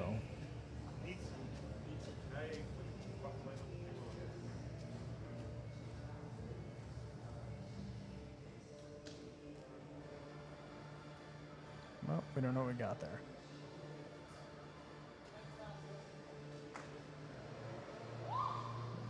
Stefan's is good. AJ's is good. Stefan looks good. Yep, right in the middle. And he told me he's shooting the TRX because he wants the 40-inch bow. He said 40 just feels better to him. And I'm like, hey, you got to have confidence in what you're doing. I don't care who you are.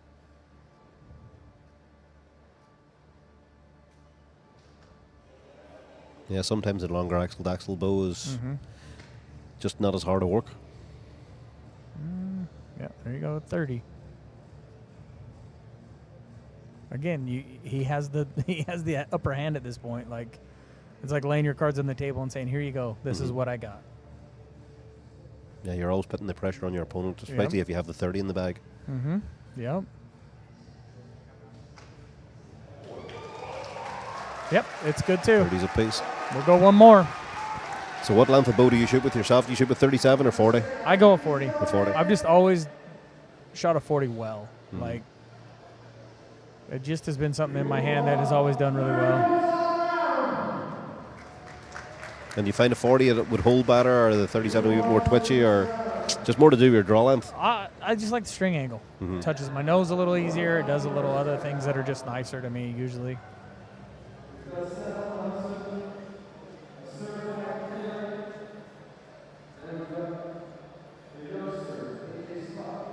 Yeah, this will be fun because, like I said, they're both rolling really well, and so you just don't know what. I mean, somebody's going to give at some point. You're just not when. I mean, we have seen Matei shoot 90 arrows without missing, so I mean, these guys are just as capable as he was. So we'll just have to hold our breath and not too long, hopefully, and see who gets the win here. But AJ doesn't seem to be fizzled at all here. He's just calm. He's just nope. And a lot of that's just confidence. Confidence in what you got going on, confidence in your shot. I mean, Stefan's looked really smooth there. Surprised he didn't change targets. Because when you get two holes, it can really change the face. Yeah, draw you to the center. Yeah. It's solid.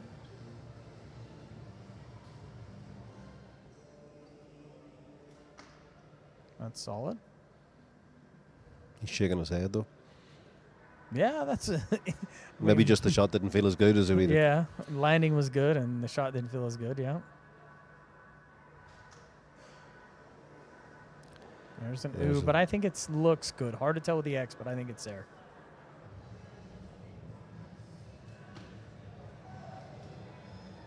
Stefan's got another 30.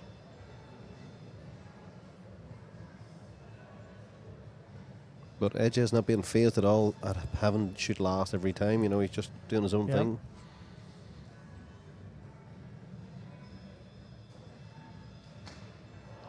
Oh, that's out. That is out. Stefan Hansen will be your winner.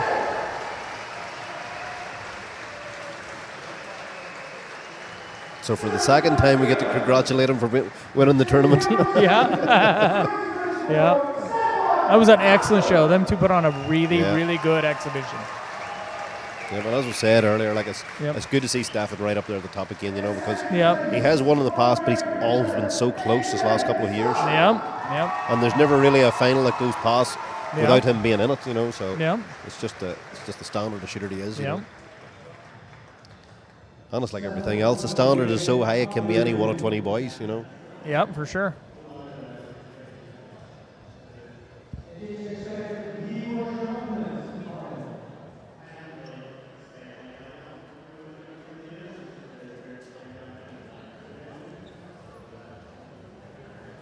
But a good guy. Stefan's a really good. Yeah, like, good guy.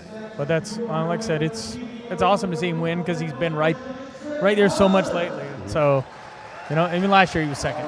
So it's right. good to see him break through and get that and get it done. But AJ shot well. No one can take that away from him. But I do believe the part that really got him was Stefan had that 30 down there and he had to look at it. And Stefan will probably he'll probably analyse all this and go, well, here, I've been in charge of the shot here, you know, I've been in charge of the timing. I'll carry us forward to the next competition, you know. Yep. Because no matter what anybody says, if you're last on the line and you know your guy's got a 30 inside you, you're feeling every muscle move, every breath. Yep. Yep. Yep. It makes a difference. Yep. So there's all his friends all congratulating him coming over. Yep.